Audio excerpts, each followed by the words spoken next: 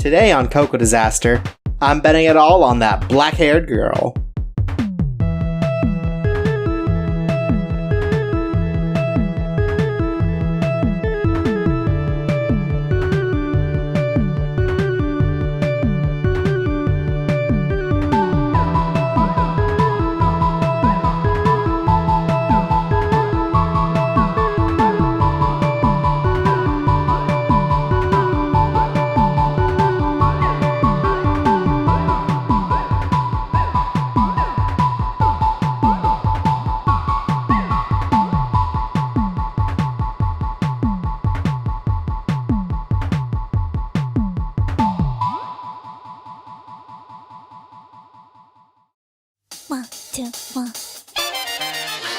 Hi, and welcome to Coco Disaster.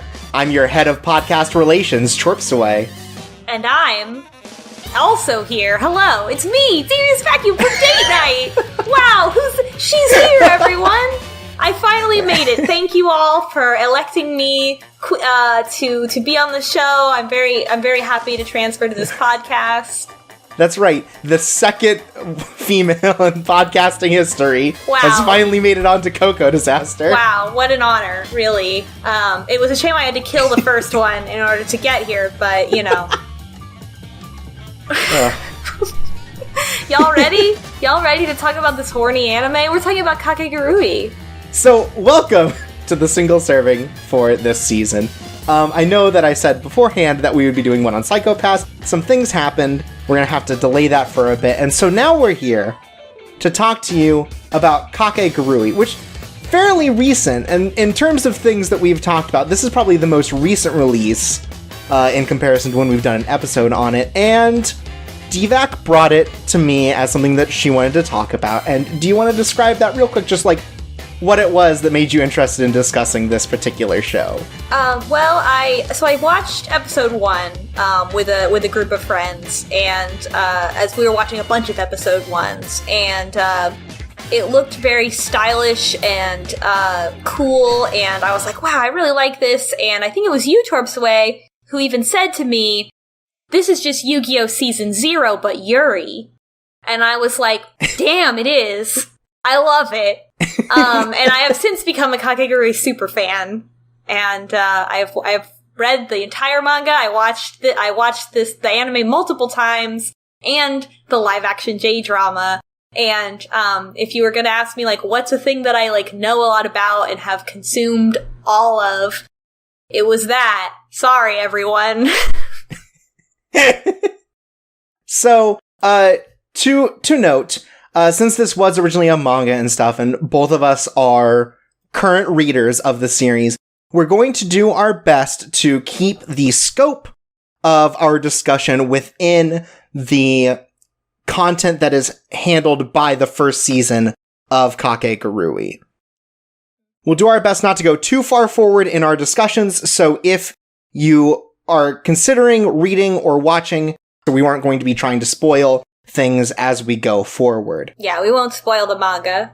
So while later content may inform some of our opinions about these characters and these situations, we're going to do our best to keep the focus strictly to what the first season covers. Yeah.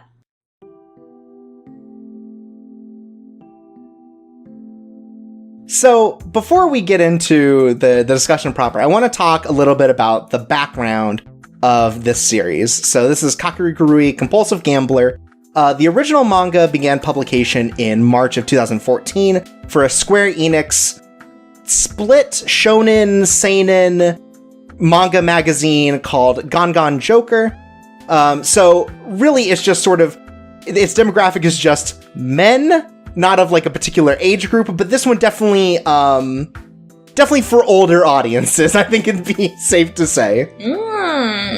Is written by Homura Kawamoto and drawn by Toru Naomura, both of who were relatively fresh faces at the time they made this.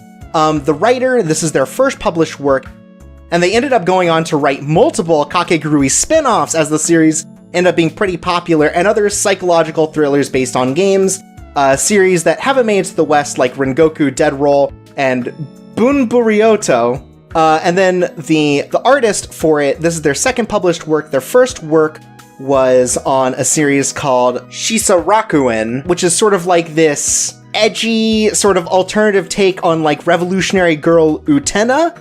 And I bring this up just because some common themes that we find throughout their work are an interest in school settings, games as set pieces, and psychological thrill. All of which you can see sort of how that gets built into Kakegurui. So, Kakegurui is kind of an underground hit. It seems like there's not a lot of coverage out, even as it's now been picked up by Yin Press in English, both digitally and physically, and gotten this anime. And the anime's on Netflix. You can go watch it. It's on Netflix. But that's also why it's not very popular. So sad. And so, the series has ultimately become reasonably popular, certainly within the magazine where it's published, because 3 other spin-offs have been made about it. There's a parody 4-Koma series, and then there are 2 series that are sort of about character backgrounds, one for Midari and one for Saotome, both of which we'll get to in a bit. Great. It's received a number of awards just in terms of it's shown some popularity with fans, even if it hasn't been quite the mainstream hit. So with all that, the anime adaptation was announced in February 2017 with a release in July, and Netflix licensed this series, so it was simulcast in Japan and released worldwide February of 2018. Which made it hard to get into for a lot of the people who keep up with simulcasting and would prefer to watch something week to week than binge watch it, like Netflix's anime setup seems to facilitate. So the adaptation was done at Studio Mappa. They're known for doing the Garo anime, Yuri on Ice, and also Rage of Bahamut. And so it was directed by Yuichiro Hayashi, who was the director for the original Garo the animation and its sequel movie. Script and composition by Yasuko Kobayashi, who has been a writer and script writer on numerous anime and tokusatsu shows, including live-action Garo, JoJo's Bizarre Adventure, Attack on Titan, things like that.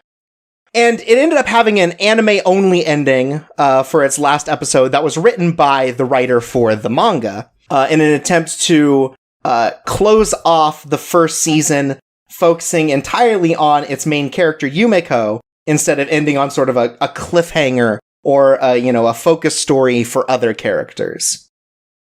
Now, as far as I know, the series was not broadcast on television, which it makes sense, but despite that, it would go on to reach the top 10 in several New Type magazine awards. This is a very popular sort of Japanese magazine about sort of anime and manga. Ended up receiving the top 10 in Best TV Anime, Best Director, Best Screenplay, and Best Character Design for 2017. So the anime adaptation itself also has gotten quite a bit of accolade for what it does. And it is a little strange because this is not the most accessible manga, and not even the most accessible gambling manga, which is already its own sort of insular sort of, group of fans as is. The series is highly sexualized, at least to start, for sure. I don't know if I feel like when you say highly sexualized, it makes it sound like everyone's going to be wearing bikinis and bouncing everywhere. And I would say that instead it has sexual themes and male gaze. Okay, that's probably more correct. No one is just, wearing anything, too scantily clad in any of the episodes or anything. It's all in the way that the characters act. Mm-hmm. And it all plays into sort of a bigger picture, but it is certainly it's a horny anime. It's horny. If you want to watch a horny Yuri anime, here you are. Hello. You could go worse than Kakegurui, that's for sure. Yeah, and that's what makes it so difficult, is you could go so much worse so much more quickly, but that doesn't mean that this is somehow devoid of sexual content just because it's pretty tame comparatively. Right, and so, we're going to be discussing the contents of this show, which means that we're going to be discussing most notably the sexuality in the show, which does go into some sort of rough topics and explicit detail. So while we won't be focusing too much on graphic discussion of any of these sorts of things, understand going in that these topics will arise just due to the content of the series.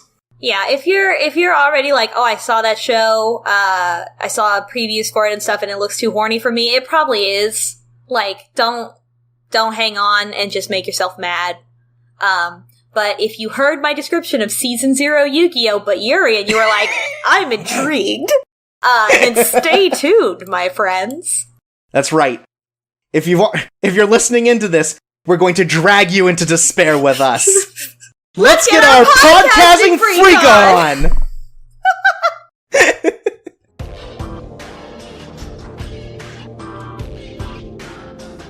So, before we get into sort of the recap proper, let's talk about some of the things that we should keep in mind going forward. So first of all, the setting.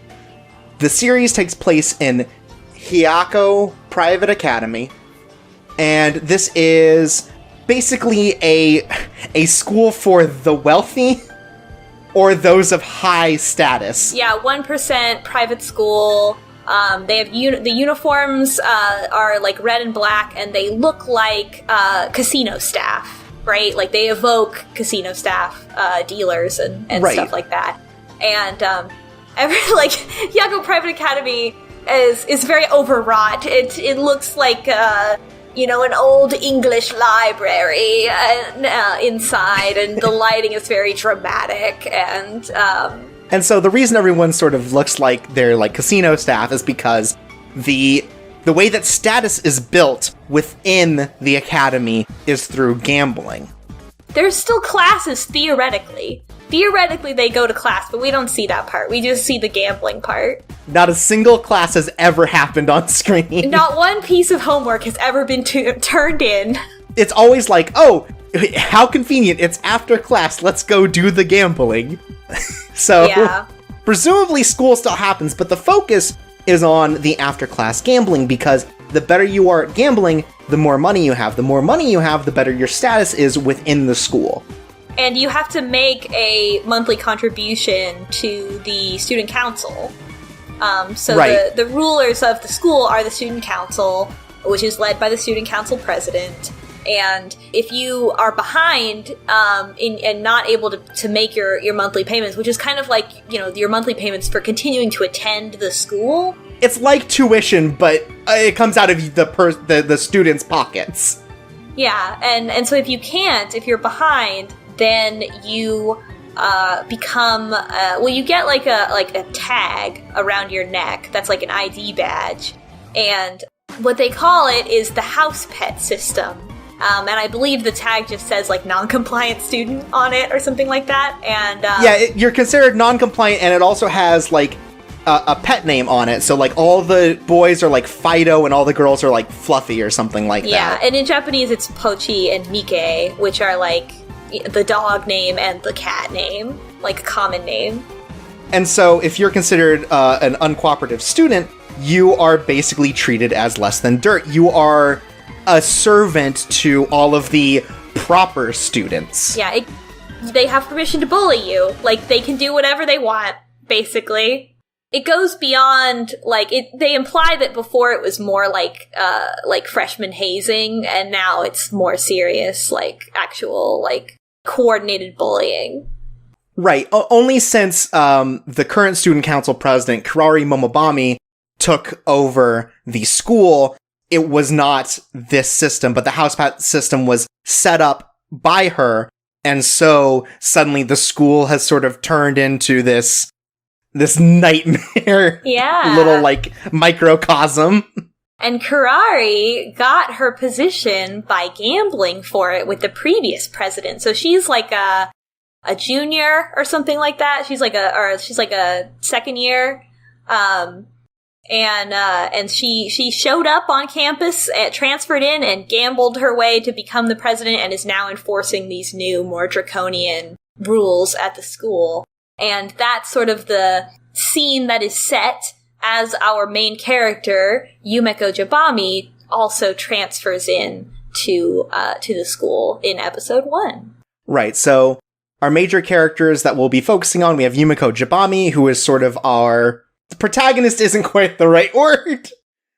Our focus character. Yeah, she's the one that's come to fuck everything up. Or no, she's a protagonist. She would not be considered a hero, I think, for sure. Yeah, I think that the main thing here is that Jabami means snake eater, and I wanted to make sure I said that in this podcast, because I love it, and it's great, and also snake eater!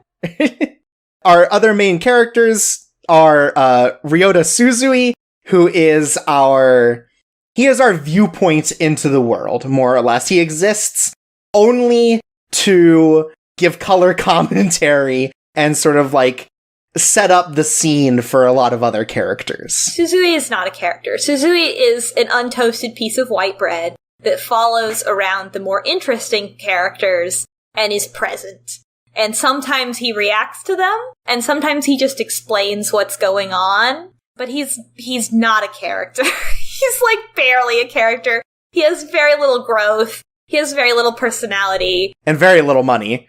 Yeah, he just exists to be there, to be dunked on, honestly, by all the other characters. And then the final major character I want to bring up now, as someone who plays more of a major role in this season, is Saotome Mary. While she is made more or less a villain early on, through some developments and some crazy circumstances, she finds herself sort of wrapped into Yumiko Jabami's sort of place at the academy. Yeah, the disruption that she's causing. And I think also, right. like, nobody in this show is a hero. Every character in this show is a villain, except for Suzui, who is a piece of bread. So, like, it's one of those, right? Like, where you come in and you're like, everybody's a bad guy. There's no, like, pure character that you're like, oh, this character is, like, in the moral right all the time and has, like, ideas of justice. Like, it's not what it is. It's, villains fighting each other within this corrupt system that is collapsing. The best you will get is that some characters have no moral standing. And you know, sometimes that's enough given the characters that we meet. So, getting right off, we start with first episode, which is our first fall gamble, and the introduction to sort of the setting and all of the characters. So, we open up with Mary absolutely crushing Ryota in a game of poker. And this is where we sort of learn that, you know, the house pet system, and Ryota finds himself as a house pet. Right off the bat. First 5 seconds of the show. Right off the bat, we are absolutely ruined, and we get introduced to maybe the one biggest piece of sort of like mood setting that they use, which is these very disfigured sort of faces on traditionally like attractive characters. Yeah, so in the style in the manga, is very normal most of the time, but then when characters are when they're worked up, a lot of times it's when they're doing something evil and like they have like an internal monologue about their evil plan, their faces contort. And it's fantastic. Like, it's, especially seeing it animated versus seeing it as individual panels. It's a very, like, it adds to the whole vibe of it. Like, it's very stylish and, a little gross. And, man, I love it. It's such a cool art style. Yeah, something to note is that, and we'll get into this more later, but like, the manga, it's more of like, they become more realistic faces to try and give sort of that uncanny valley of sort of like near human expression and this separation from their natural state. And what the anime wants to do is it really wants to make you feel gross, I feel. Yeah, it tweens like those faces between each other and it's gross. It's great. Like, it really tells you what kind of horny anime this is. And just like the sort of like psychology behind it, which is sort of this pushing people past their breaking point. Yeah, and also like anytime it's because there's themes of going crazy, and whenever somebody's going crazy, their face. So Yumiko enters the school right after Ryota is demoted to a house pet, and as he is the class representative, he's asked to take her around the school, and Mary immediately gets jealous of the fact that Yumiko has sort of, like, disrupted the way that they're, like, treating Ryota by being nice to him, like because she doesn't understand the school system, and decides to, on the first day, challenge her to a gamble to immediately put her in her place.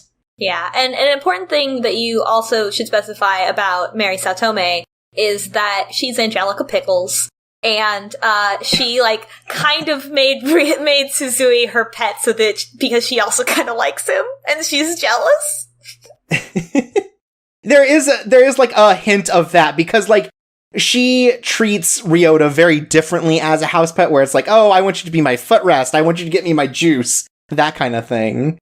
Instead of just being, like, an indentured servant kind of thing. Yeah, she's jealous that, like, the guy that she has dedicated herself to bullying is, like, interested in this new girl, and, like, a girl is talking to him and being nice. So the game they play is Vote, Rock, Paper, Scissors, and it has sort of a similar idea to the Kaiji game based on Rock, Paper, Scissors, where the idea is we have 30 students outside of Mary and Yumiko who will draw a rock, paper, or scissors on a card and drop it into a box. Then, the two players will grab out a hand of 3 cards and play a series of games of rock, paper, scissors. If they tie, they keep going, and if they make it through 3, nothing happens. But if someone wins a rock, paper, scissors match, that's the point at which they trade chips. Yeah, so the idea is that it's not even between the 3 symbols. Like, you have to try to figure out what the distribution is of the different symbols. And another important part of Kakegurui is that in every gamble, someone is cheating. And the point is, and the riddle is to find out how they are cheating, and then to still beat them.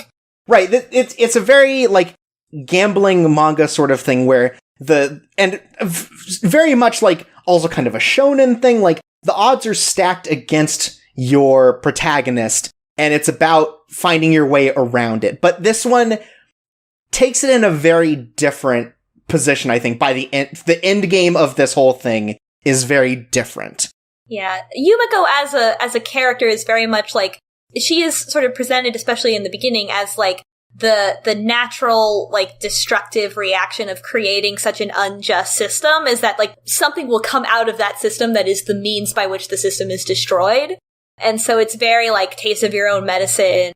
Very, like, even though Yumiko herself is not seeking justice, like, it's a very satisfying, like, feeling of justice where it's like, you cheated, but it wasn't good enough, and you've been undone by the very means that you wish to exploit someone. So, in this particular game, we find out that what Mary's doing is that she has 21 out of the 30 students that are playing in this game sort of, like, under her thumb, like they owe her money, and she's basically the only reason they're not house pets. Mary owns this class, basically. Like, she's on top of the whole class. And so what she's doing is she's using signs to be able to tell the students what they need to draw so that the game is stacked in her favor. And a lot of times in Kakegurui, the way that these twists are revealed is through the inner monologue of the villain themselves, which is great. Because they're, like, gloating over it, and they're like, oh, you'll never figure out my plan, and their face goes all gross. It's great. This is something I wish it did more in this anime, but Mary specifically, when describing this in this, in the episode, turns to the camera to explain it. And this is the only time that this happens, and I really wish this were a more consistent thing, because I think it's a cool idea of, like, making sure that you, the reader, are in on it in a way that is, like, more engaging than just them thinking. Yeah, like they're explaining it to you. Yeah, I really like that as a touch, and I wish that this anime had done it more. Yeah, every time something buck wild happens, it's like, this is great. You should do this all the time. So, Yumiko is able to figure out this trick by sort of playing Mary. So, she'll bet 2 chips and win that hand, and then as soon as she tries to go in big, Mary will win in the same way over and over, sort of like, she's stacking this deck to be able to play Yumiko. Yeah, and also, like, the twists in this, like, the way that, like, Yumiko figures out they're cheating and the method by which they're cheating is, like, it's not advanced. This is not, like, a high-level cheating situation. Like, it is very much, like, something that a high schooler would do. And it's very, like, wrapped in a sort of realism. Yeah, it's very, like, you as the audience member watching it, like, once you get used to it, you start thinking about, like, oh, how could this cheat be happening? And in some of the cases, you can kind of start to figure it out before the main characters do. So it's not meant to be, I don't think, like, a particularly challenging puzzle or anything like that. But I like it because it keeps you, like, you know exactly what's going on. And it keeps me personally more engaged because I don't have to, like, watch it again to understand the rules of the game. Right, these are all very simple variations of games that you are already familiar with. Yeah, and the ways that they're cheating are very, like, oh, of course you would cheat like that. Mm-hmm. And so with Vote, Rock, Paper, Scissors, after losing all of her first chips, Yumiko drops $10 million in cash as her next gamble against Mary, all in, and is more or less able to psych Mary out and make her play into what Yumiko already knows is like a trap. Yeah, so Yumiko figured out how Mary was cheating, and she basically, like, what Yumiko does is she, like, puts an ultimatum in front of her opponent, which incites them to be greedy. And so she's like, well, you didn't say there was a limit, so here's 10 million. And Mary's like, you don't have that kind of money. And she's like, yes, I do. And she puts 10 million in cash on the table. And Mary's like, you idiot! Like, this idiot, she thinks she's so, like, smart or whatever, but, like, she's such a fool, I'm gonna clean up, like, and then it builds this up of, like, where it's very much, like, Mary finally, like, taking it over the line to an extreme amount of, like, how much are you gonna hurt this person just for the sake of spite? And so it's very much like, I've laid this trap for you, right? Like, morally, like, are you gonna, like, step over this line? And if you do, then you're gonna be punished accordingly. So Yumiko realizes that the signs are being given by Ryota, since he's a house pet and can't say no to anything that Mary wants, and uses her makeup mirror.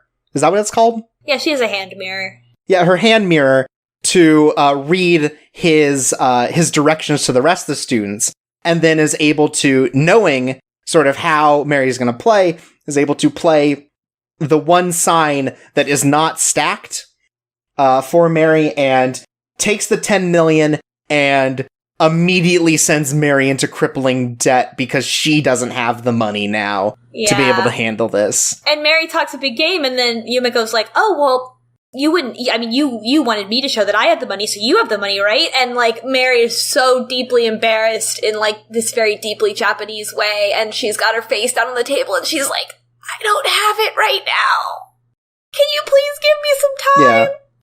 But unfortunately, it happens to be the day of the payment to the student council, so Mary is fucked. Yep. And what we find out after this is, Yumiko pays Ryota all the money he needs to get out of house pet status, for showing her around the school. And I guess also, she also says, like, oh, this is also because you made such a fun gamble for me to take a part of by cheating.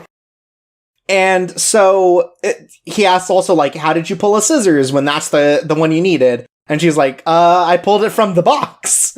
Yeah. And this is where we get this first idea of, like, regardless of the fact that Yumiko has solved the puzzle of how to beat this gamble, she is still reliant on luck, you know? Yeah.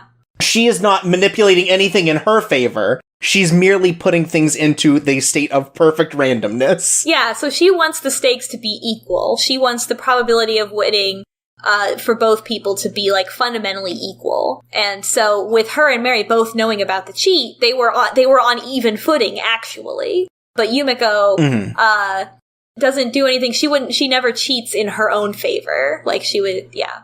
So. Right. She is an agent of pure chaos.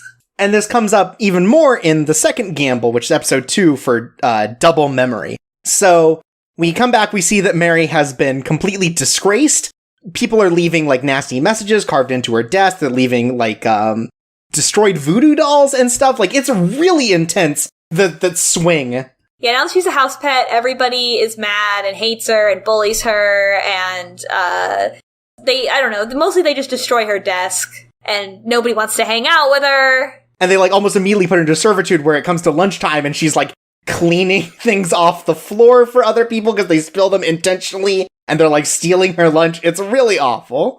Mm-hmm. Like, Mary, at this point, is only presented as a cheater, but she does not deserve this treatment, and this is where we sort of get the first look at, wow, the house pet system really fucking sucks. Yeah, it's way overkill, and so everyone's talking about Yumiko Jimami and how she came in and just, like, destroyed, you know, the person who owned the entire flower class, Mary Satome, on her first day.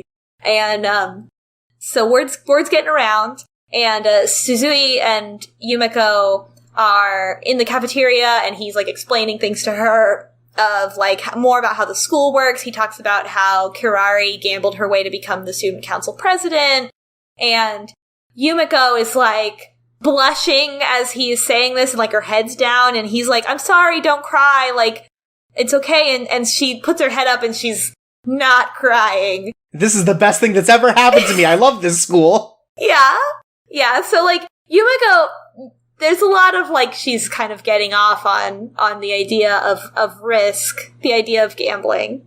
Mm-hmm.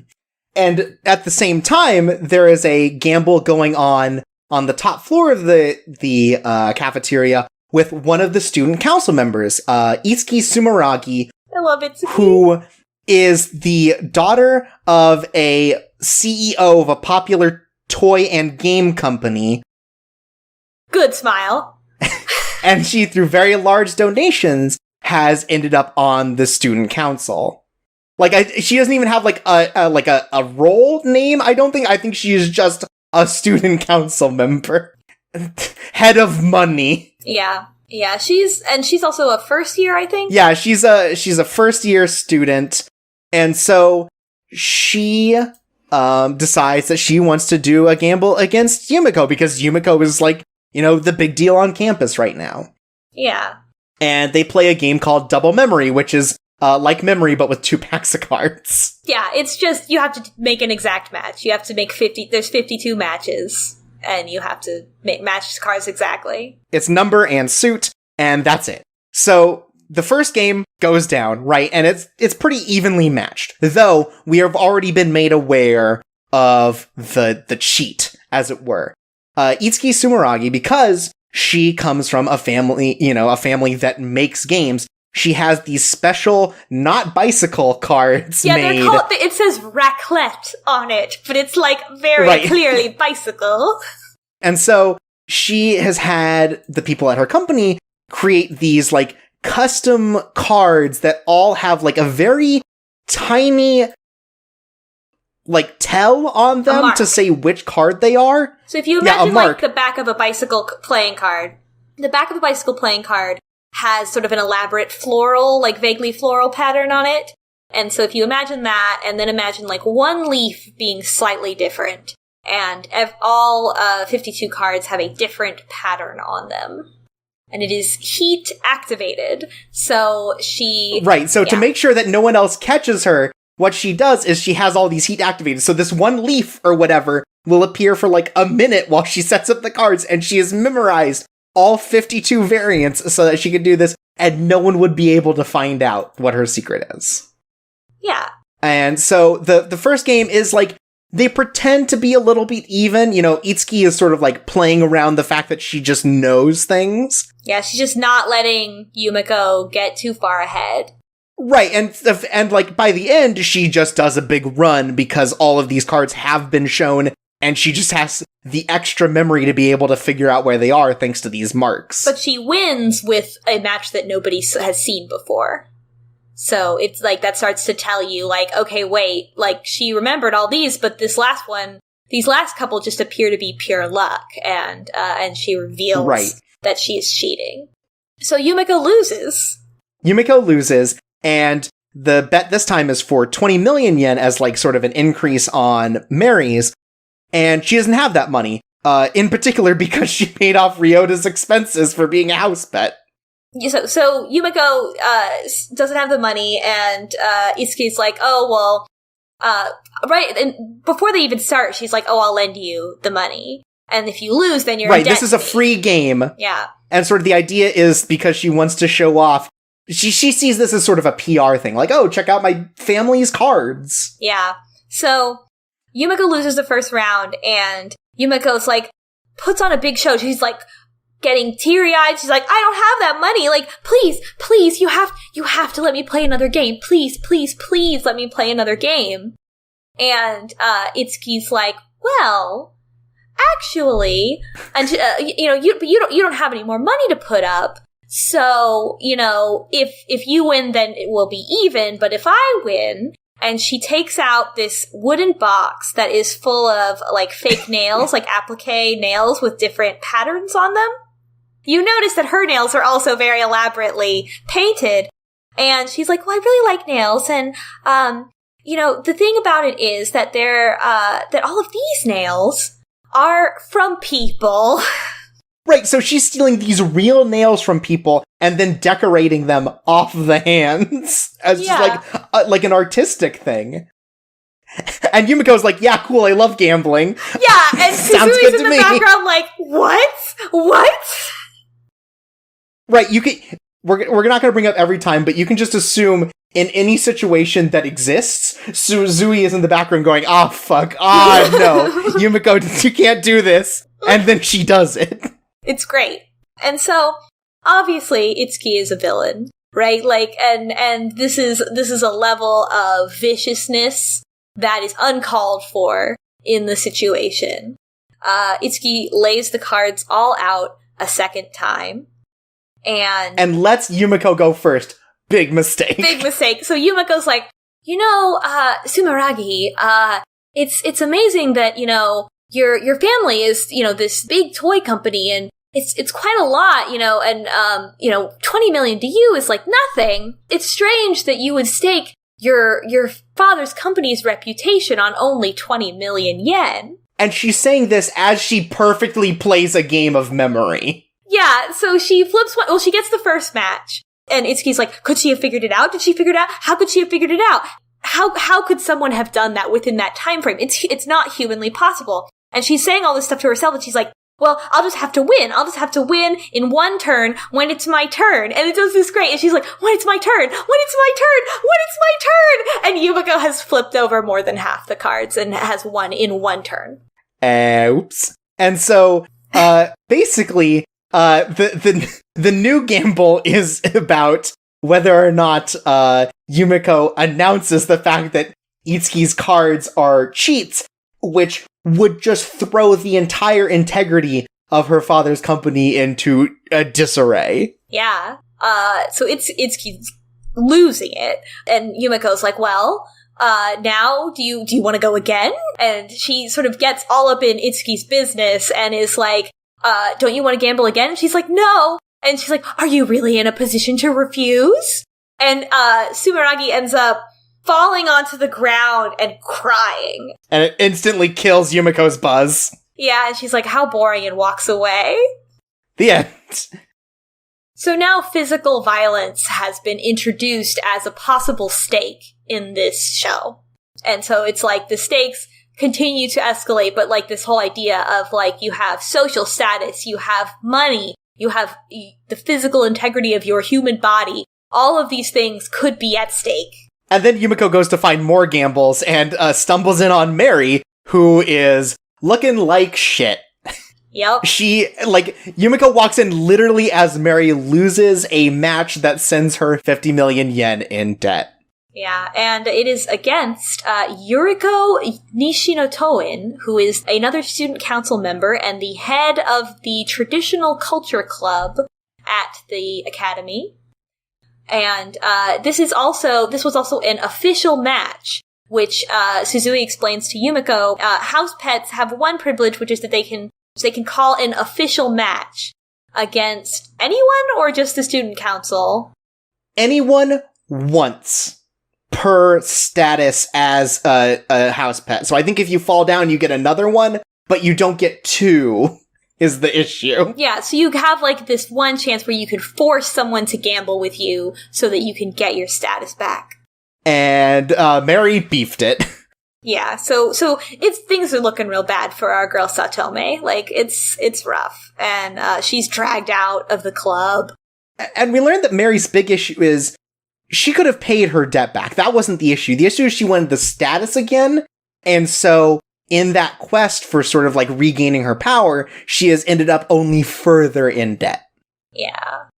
So we come into the traditional culture club and we meet Yuriko, and she is aware of Yumiko and immediately invites her for a gamble because at this point, Itsuki's embarrassed herself and the student council, and they want to nip this in the bud if possible. And so the game is one specific to the Japanese Culture Club, which is life or death.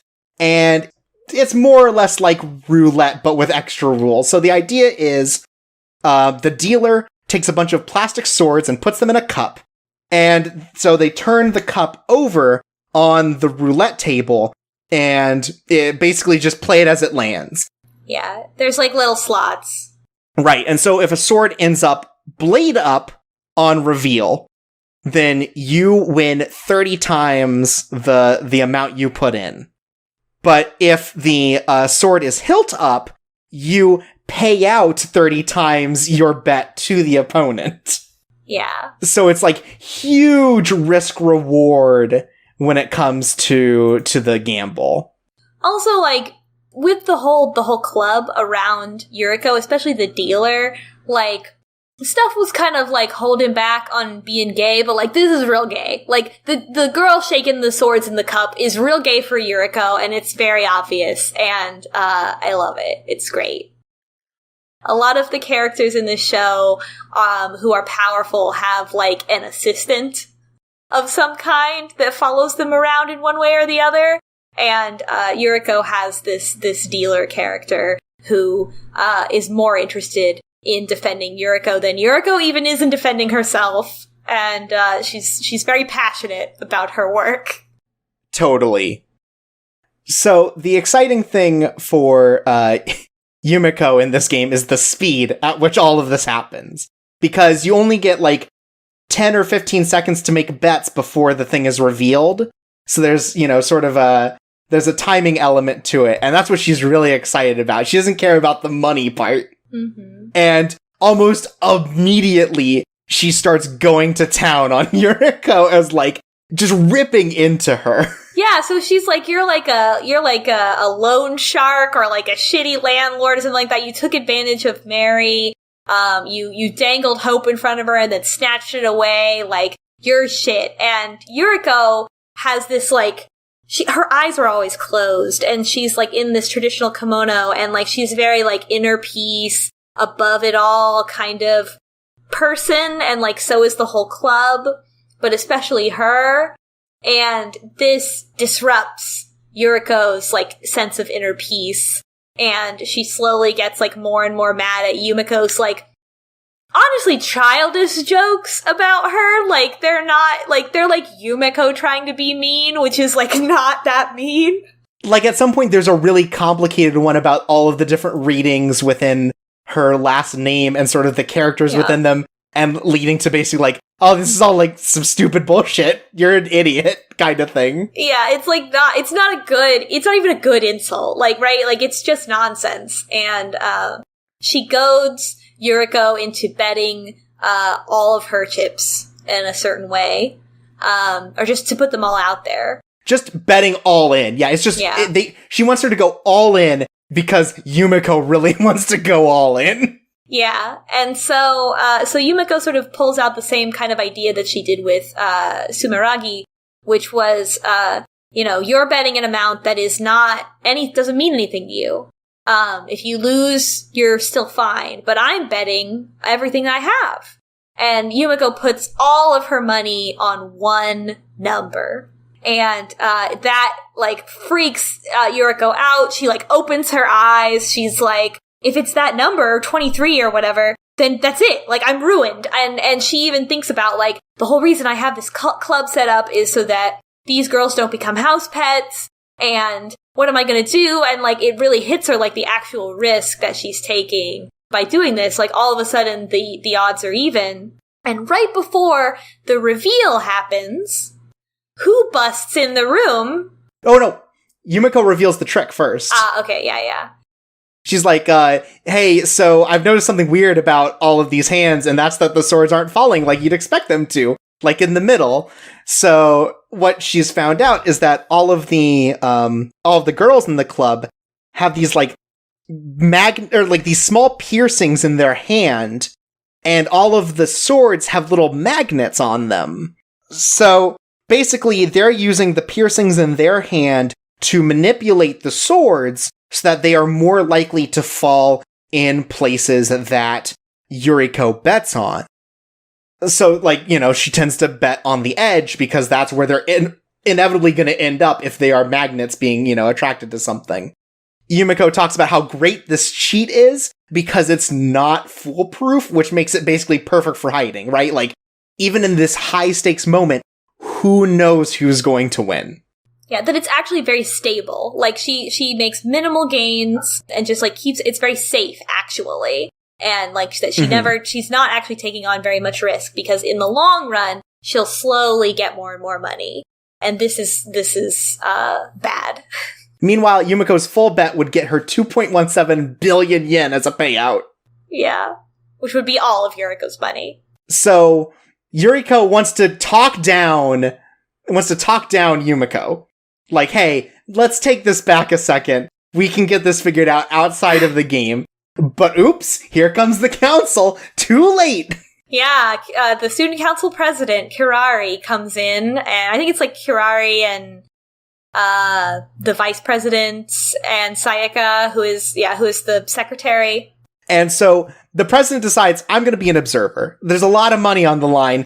A big thing just happened with one of my student council members. So why don't I just check in, make sure everything's okay. Let's also talk about Kirari and Yumiko for a minute, because Kirari is ice cold. She has ice blue eyes, and everything she does is blue or, like, glows blue.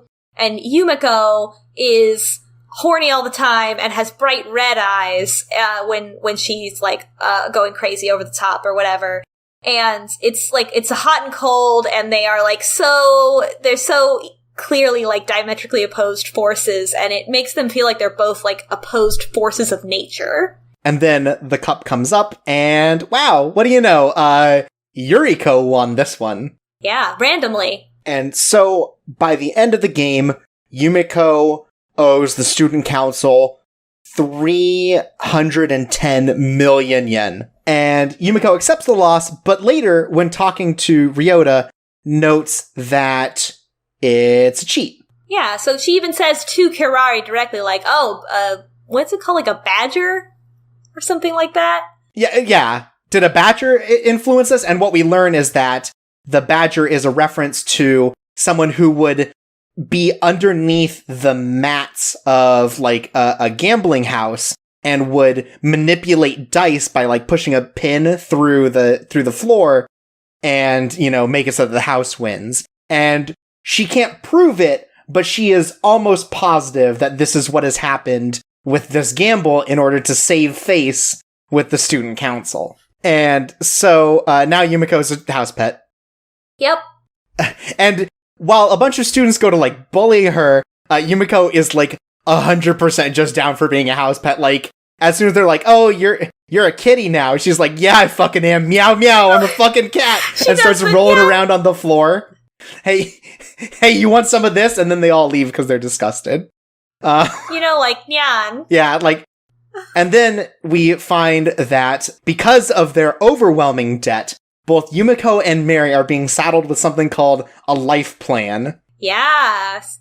And so in the start of the next episode, we learn kind of what these are, which when you're at a certain point of debt where you more likely can't pay it back, because this school is so inundated with the idea of status and stuff. And everyone has political power. Everyone is like the child, and we don't know of whom, but like everybody's like the child of influential people in Japan, like the most powerful people. And some people are just like lucky. Like Mary doesn't come from a position of power, or her family doesn't, but she is sort of the exception. So these life plans are booklets that just account literally everything that you are going to do for the rest of your life. Yeah. So, like Mary, she's told you're gonna marry this person, you're gonna have this many kids, you're going to bring about this change, and all this is gonna happen. And Mary is pissed as hell. And she bursts into the student council office to confront whoever sent this to her, and she is met with a character we haven't talked about yet, Bruna, who is a gamer gremlin. A goblin. Yeah, she of all the worst characters in this, she's the worst.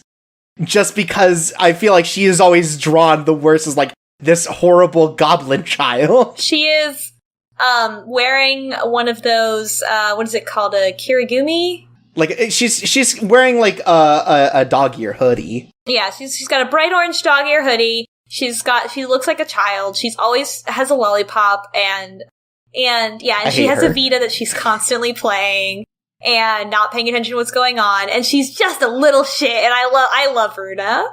She's the worst.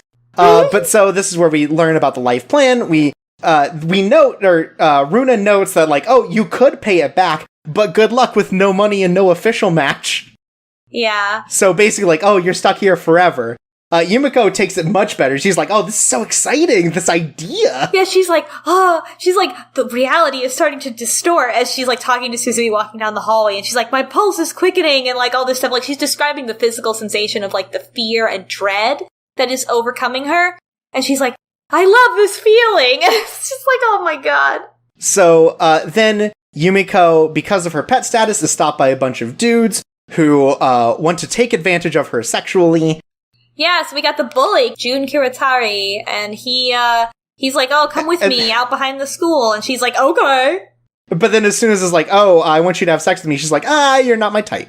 And she's like, I'll take off my clothes for you, but I'm not gonna have sex with you. And they're, it's a good line. She even gives up on the taking off the clothes. She, like, takes off her jacket and then's like, I don't like you guys. And she makes this little X with her fingers, and it's really good. So then he threatens her, but a new girl shows up as the student council beautification officer, Midari Ikishima, who has a gun and is pointing at this dude like, hey, none of this bullshit. It is a real gun. It's a real gun. And, like, this is an escalation in itself. Like, there's no guns.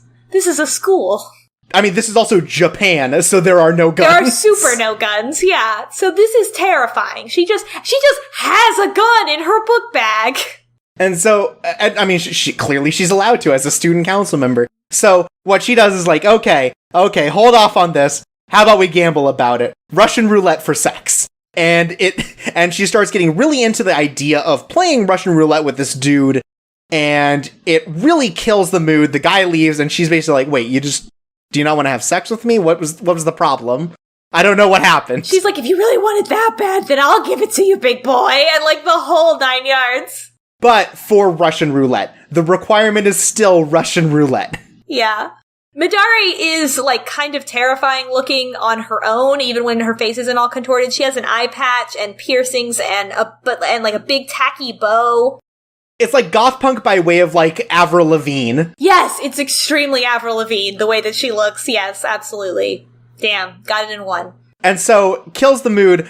Yeah, and June, like, yeah, his reaction is like, oh, like, you killed the mood of, like, my threatening this girl with sexual assault, and just tries to, like, tough guy his way out of the situation, leaving Midari confused. Right. Yumiko is like, thank you so much for saving me.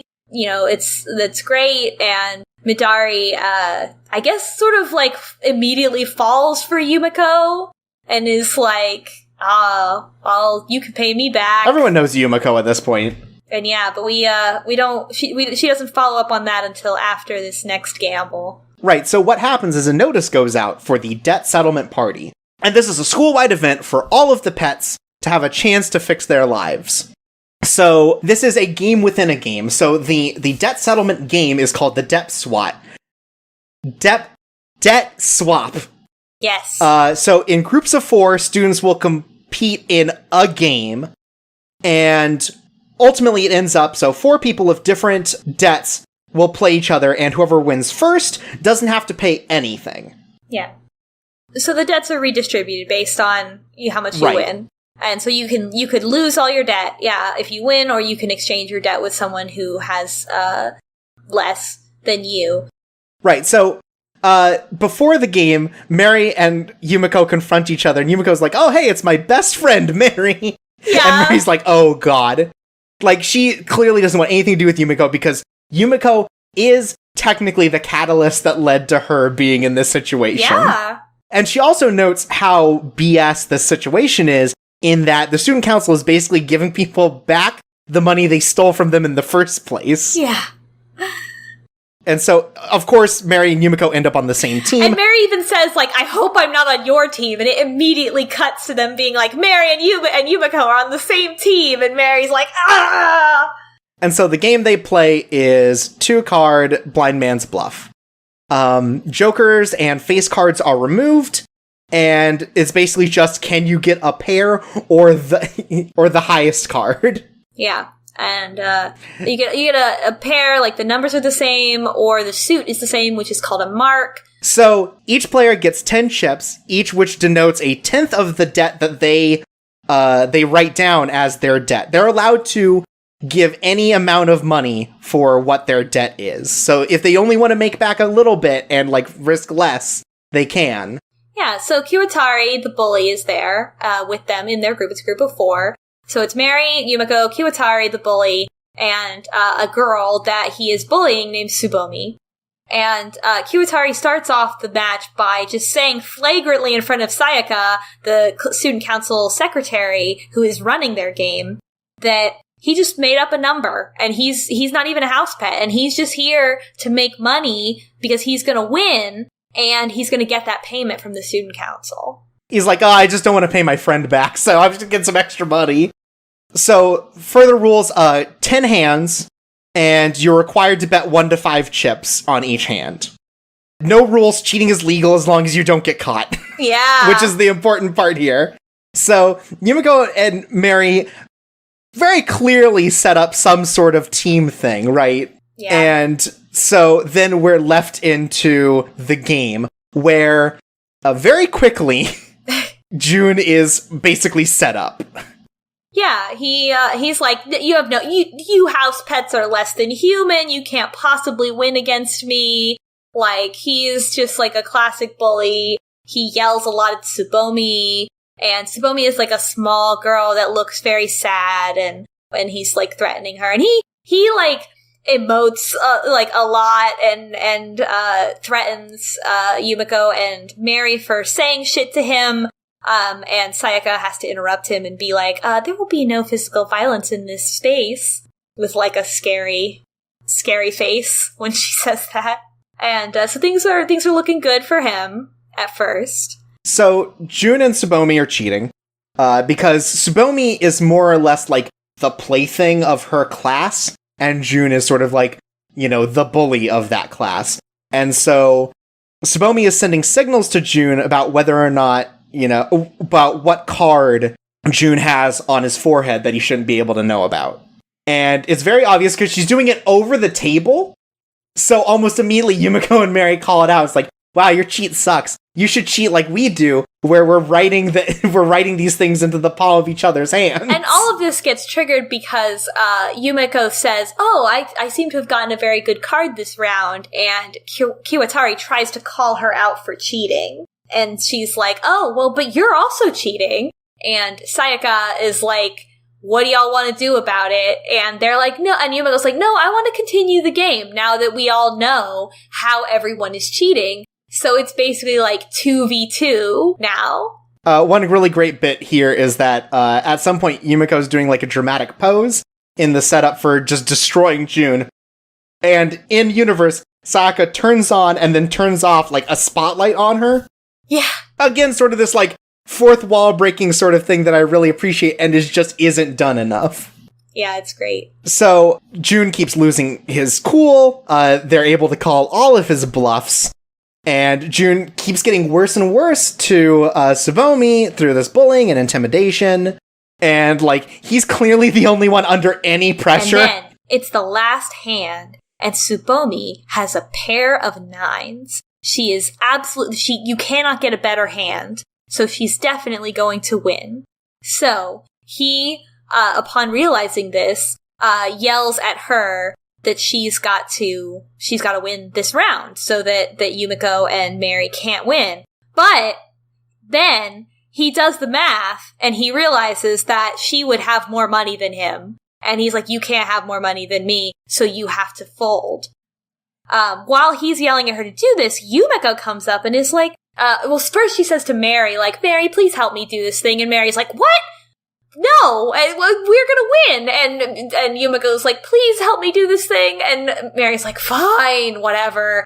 And Yumiko goes over to Tsubomi and is like, Tsubomi, one line that really gets me is she's like, this is your chance to punch back at him, basically. And she's like, if you don't do it, then you'll be no better than a pig that doesn't walk out of its cage when the door is opened. It's a very girl power sort of thing of like, not only taking back your place as, like, a woman, but also as, like, taking it against the oppressors here, specifically June. Because we learned that June sort of, like, from the start has been the one instigating all of this horrible stuff against Tsubomi, like... Yeah, well, he cut her hair, so it flashes back to her before she was a house pet, and she has very long hair, and there's all these other girls that are like, oh, your hair's so beautiful, how did you grow it that long? And she's like, oh, I've been growing it since I was a kid, and everything. And when she becomes a house pet... It's the one thing that she's clearly proud of. Yeah, once she becomes a house pet, June cut her hair off. And she's screaming in this flashback, she's crying, she's terrified. He's just a monster. And there's a really interesting sort of visual effect that's going on as we're kind of like going through a tunnel in Tsubomi's eyes. And finally she screams like, I am a human being, and goes all in, and Mary and Yumiko fold, and Tsubomi wins the round. Mm-hmm. And so June is very mad, and he's like, as soon as I get out of here, I'm gonna fucking ruin your life. And it turns out, no, that's not what's gonna happen, because when the results come out, they do not follow what everyone expected. It turns out that Mary and Yumiko wrote down each other's debts. And then they swapped cards, yeah. Right, so since Yumiko's debt is so much higher, each of her chips were believed to be worth a lot more. But because she only set up like 50 million yen as hers, they're actually a lot less than Mary's, and Mary ends up winning by having the most chips for the 310 million yen debt. Yeah, so Mary and Yumiko win. Kiwatari's last. Mary wins. Tsubomi gets second, which gives her enough space to be able to get out of house pet status. Then Yumiko's third, so she's not quite where she was, but she's still not good. And then June is dead last and also dead. Yeah, and so this is what Yumiko meant when she said to Mary, like, I'm gonna bet on Tsubomi. Yumiko wanted to see Tsubomi fight back against June more than she wanted to place in the debt game. So June tries to kind of fight back. He's like, hey, this is bullshit, this sucks. And then he turns his anger to the girls, and he's like, I'm gonna fucking kill you. And then he gets tased after trying to attack someone. Yeah, he's like about to hit Mary, and Sayaka tases him, and he falls to the ground. And now he's a house pet. Yep, and Yumiko and Mary are friends. Sort of. They're friends. They are friends. They're friends. So, after the game, we see Sayaka, who talks about how, like, the student council's been checking on Yumiko. They realize there's no way to control her. She's an enigma in comparison to everyone else. So there's no way for the council to have any power over her.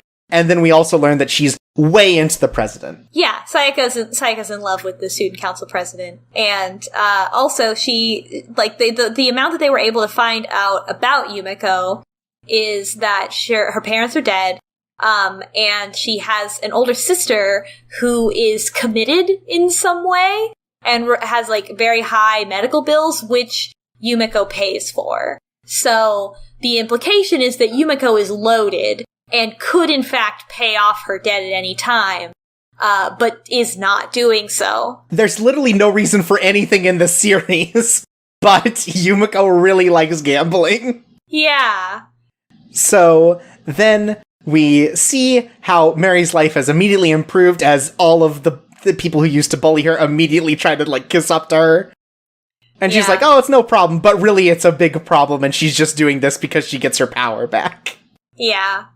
She specifically notes that while originally she was just vying for sort of this power, she now wants to personally go after the student council, not only for cheating against her, but also for setting up this life plan, because Mary decides how Mary lives. Yeah, Mary doesn't want to, like, execute any kind of justice or anything like that. She just wants to be in control of her own life. And we learn that Yumiko hasn't paid off her debt with her winnings. And Ryo's like, oh, that's probably because she's saving her official match for the president. Yeah, dun dun dun! That's Yumiko's goal. We know that much. Yeah, well, we think. Yeah. Then, like any good friend would, Mary's like, Yumiko, fucking pay off your debt. Yeah. And, like, here's the money. Here's the money that is technically yours because you helped me with this cheat. Don't see this as, like, a good thing. I just don't want you to owe me anything. Or I don't want to owe you anything. Yeah, Mary's, like, very proud. And she's like, yeah, I just don't want to owe you anything. Like, eh. And Yumiko's like, but we're friends now. And Mary's like, get away from me. And they're great. I love them. So as Yumiko was talking about that she wanted to gamble with the student council president, all of a sudden, she's not there, and Suzui and Mary are talking about, like, well, where's Yumiko? What's going on? And Suzui's like, oh, well, I think she's going to use her official match to challenge the student council president. And Mary's like, what? We have to stop her. That's bad. And it cuts to Yumiko walking down the hall, and she stops. It's very dramatic. Mary is walking down the hall, and she gets stopped by someone different, and Mary has gotten stopped in the hallway by the student council president, and Yumiko has gotten stopped in the hallway by Midari Ikishima. So, the student council has also been talking about why Yumiko's life plan hasn't been taken back, and why she isn't paying off her debt. And they've also come to the conclusion that, oh, Yumiko wants to official match the president, and Midari is fucked up about it. She's like, if she gets, like, destroyed by the president, how is Midari ever going to get her high? And so... yeah, and she's like, Yumiko's mine! There's this... When does the bathroom scene happen? I feel like we have to tell the people that a while happens. ago. Yeah. It happened a while ago. There's a scene where Midari is playing Russian roulette in a bathroom stall and masturbating. There are noises. So just, like, that's a thing that's in this show, and we're about to talk about it a lot more with Midari's gamble. It gets a lot more. So Midari decides, oh, well, I'll just kidnap Yumiko and Ryota. And the president's like, well, unrelated, I would like to go talk to Mary. And so it's really great. Midari's basically like, hey, so you want to come with me for a bit? And Yumiko's like, oh, I have these plans. I was going to do this thing. And Midari's like, well, what if we gambled? And it's like, oh, well, hell, if you're offering, I mean, why not? So as the head of the beautification committee... and they tell Ryota to shut up. Yeah. As the head of the beautification committee, Midari and her goons, if you will, have the ability to arrest students. And so they handcuff Yumiko and Suzui and take them into the scary basement. And specifically, they arrest them under the guise of, like, oh, you aren't paying off your debts, you're not, promoting the school, therefore, we have this thing that we're gonna do. And it turns out what they're gonna do is just have two perverts enjoy a gamble. It's time for the ESP game. Yeah. So the idea behind this game is they've set up an interrogation room and an observation room. It looks like a Saw setup. Like, it looks like it's like green tile. It looks extremely like people are tortured and killed here. A horror anime happened in this very scene somewhere else. So in the interrogation room, we have Yumiko and we have Midari. In the observation room, we have Ryota and Midari's goons. And the idea is that Ryota's going to be playing the dealer. He's going to lay out cards face down in a certain order where each of these cards has a unique symbol. And there's a camera in his room that makes that viewable to the other side. The fact that he's put the cards down. Then the players are going to put down the cards as well and try to guess at what the order is. Sort of like a game of like Mastermind. Yeah, and every time they get one right, for every point you win by, you get to fire a gun at your opponent. Yeah, so the gimmick of this is that before the cards are shown, each girl is going to load a gun with 0 to 6 bullets, place it in like a concealed basket, more or less, and the winner will pull out one gun at random and be able to fire X number of shots at the opponent, where X is the number of points you've beat them by. So say if you match 3 and the other person matches 2, you get to shoot at your opponent once. Yep. Now, as Midari is explaining this, Ryota is super fucked up. And is like, we're just gonna leave, and Midari's gonna shoot at him for daring to, like, get in the way of this. Yeah, so Midari really wants to play Russian roulette. She really wants to play Russian roulette in a sexual way. And Yumiko negotiates these conditions from her that Suzui's the dealer and that they only are going to play 3 rounds. And it already starts to set up that, like, Midari is not necessarily an evil mastermind. And they start playing the game. Yeah, so also, final winner gets 1 billion yen because Yumiko specifically wants money on the line. Yeah. While Midari is, like, convinced that she and Yumiko are the same, just from the fact that it's like, Yumiko's like, oh, it's not fun if there's no money involved, we can see sort of this divide between the two ways that they both are extremely aroused by gambling. Yeah, and Midari is very much like, I feel like, an unfavorable interpretation of this entire show, where she's just transparently horny for gambling, and Yumiko is like, that's not, she's contrasted with Yumiko as Yumiko actually is, which is like, I'm horny, but I'm not that horny. And as soon as the game starts, Midari's like, oh, also new rule, you can't just, like, shoot at the wall, you have to shoot at the person if you win. If you intentionally miss, the opponent gets to shoot at you. Yeah. So, at this point, Yumiko's like, Midari, I guarantee that this is gonna end in a draw. Right. So, Yumiko pretends like there's a sign between her and Ryota. This is the only good Suzui scene, too. So she pretends there's a sign, and he's like, oh yeah, the sign, of course. And then as soon as he walks away, he's like, I have no idea what she's talking about. We don't have a sign. There's no sign.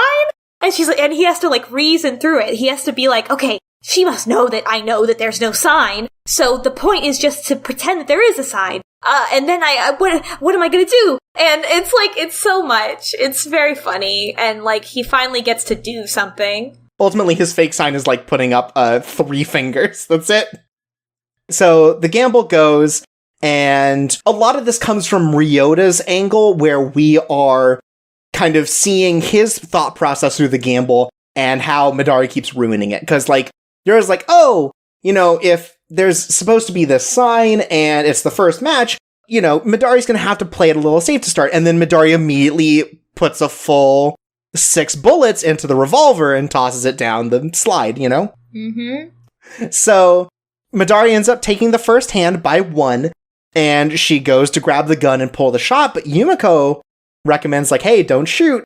It turns out that I've put lipstick in the barrel of my gun, so what's gonna happen if, you know, the bullet backfires and explodes in your hand?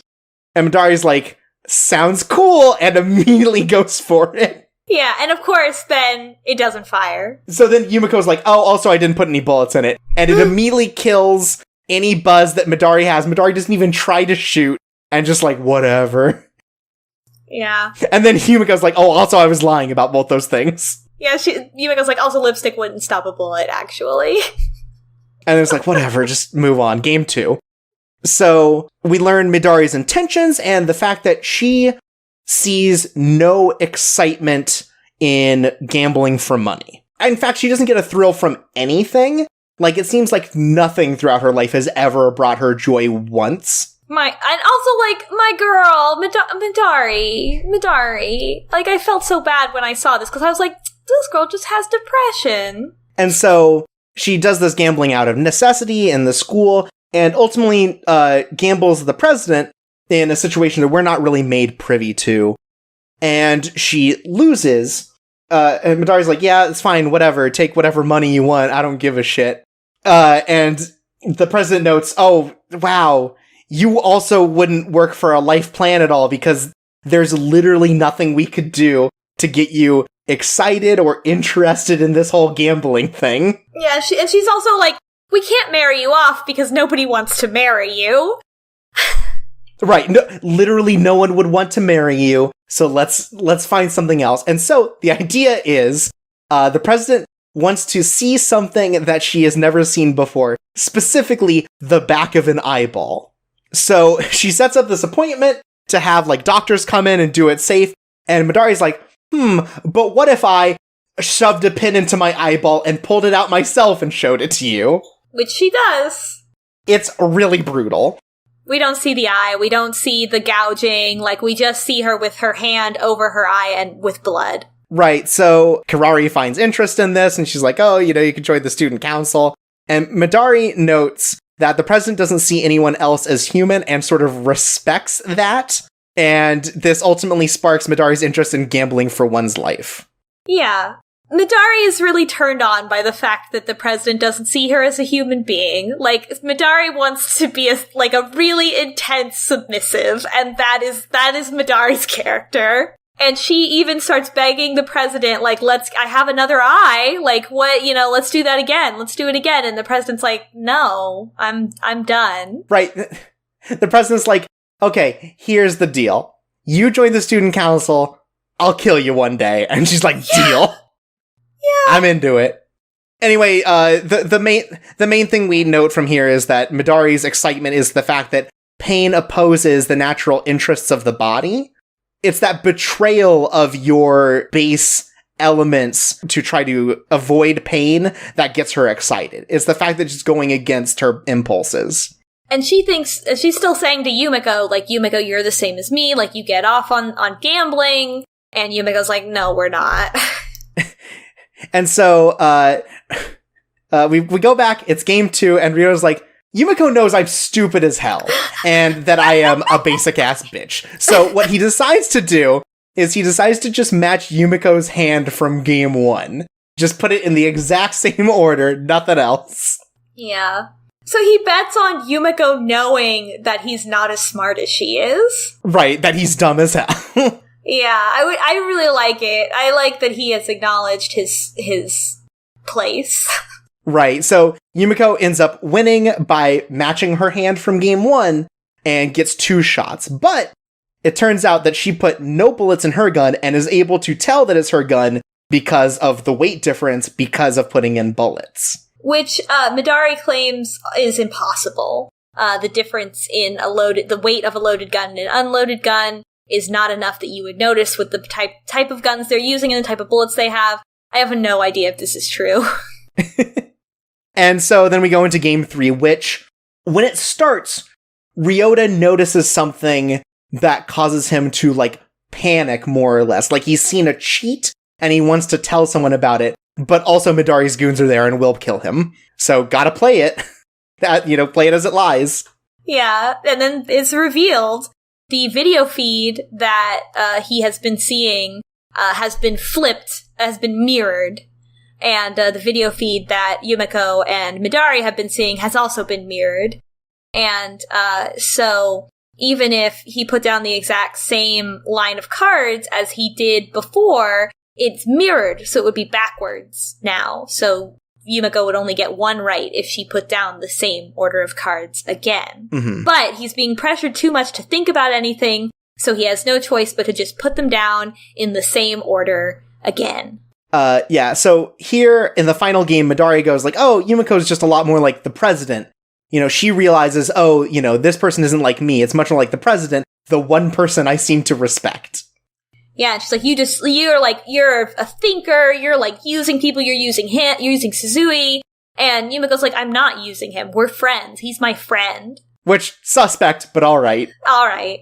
So to make sure that this last game is literally as even as possible, they both put in 2 bullets to the gun to make sure there's no way that someone is getting out of this without dying, or getting shot at the very least. Yeah, and Yumiko says, like, this is your punishment for what... She, like, looks at the screen and looks back at Midori and is like, this is your punishment. For your punishment, I'm putting in 2 bullets. Mm-hmm.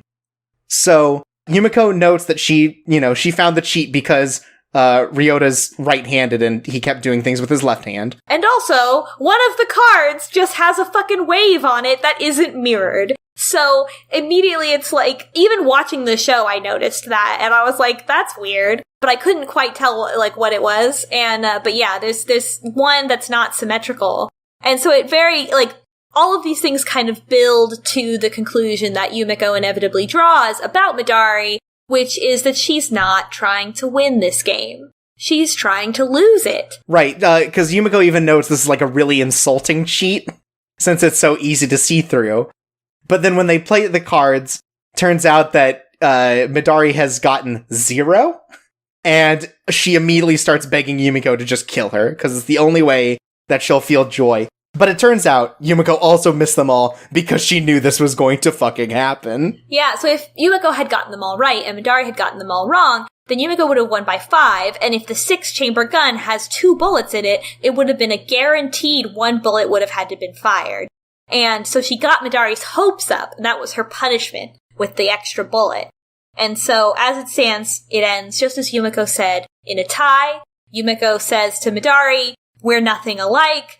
You don't want to gamble, you don't want to take risk, you don't want the risk to be even between both parties. People like you, disgust me. Right, it's a farce of gambling, all meant to just satisfy the perversions of Midori. Yeah. There's no way that Midori could have won, therefore there was no excitement in the gamble. And then Midori ejaculates. Yeah, Midori gets off so much on the idea that she has been so thoroughly found out, undone, called out by Yumiko, that Yumiko saw through her completely, just like the president saw through her completely, that she just comes. And it looks like she's really sweaty, but we know what happened. Anyways, at the same time between these 2 episodes, Mary has been having a talk with the president where the president's like, hey, join the student council. I kicked off Itsuki, so we have a space. And we learn that the president in this whole thing sees this school as an experiment. She talks about how she has this big fish tank, and like, even if you put in the most docile fish, a pecking order is sort of forced to exist. And the weak ones will die out while the strong ones get fat and happy. And she wants to see this done on a human scale. And Mary is like, hey, that's really fucked up, and I'm not going to do it. And so Kurari's like, oh, I don't understand why you wouldn't want to do it. That just makes me want you to join the council more. And Mary, for all of this, she declines not because she thinks this whole thing's weird, but because the council insulted her by trying to give her a life plan. Yeah. And Kurari, the thing that I like about this show is that since the manga isn't done yet, we have no idea, like, is Kurari like a robot trying to learn about being human? Is she a sociopath?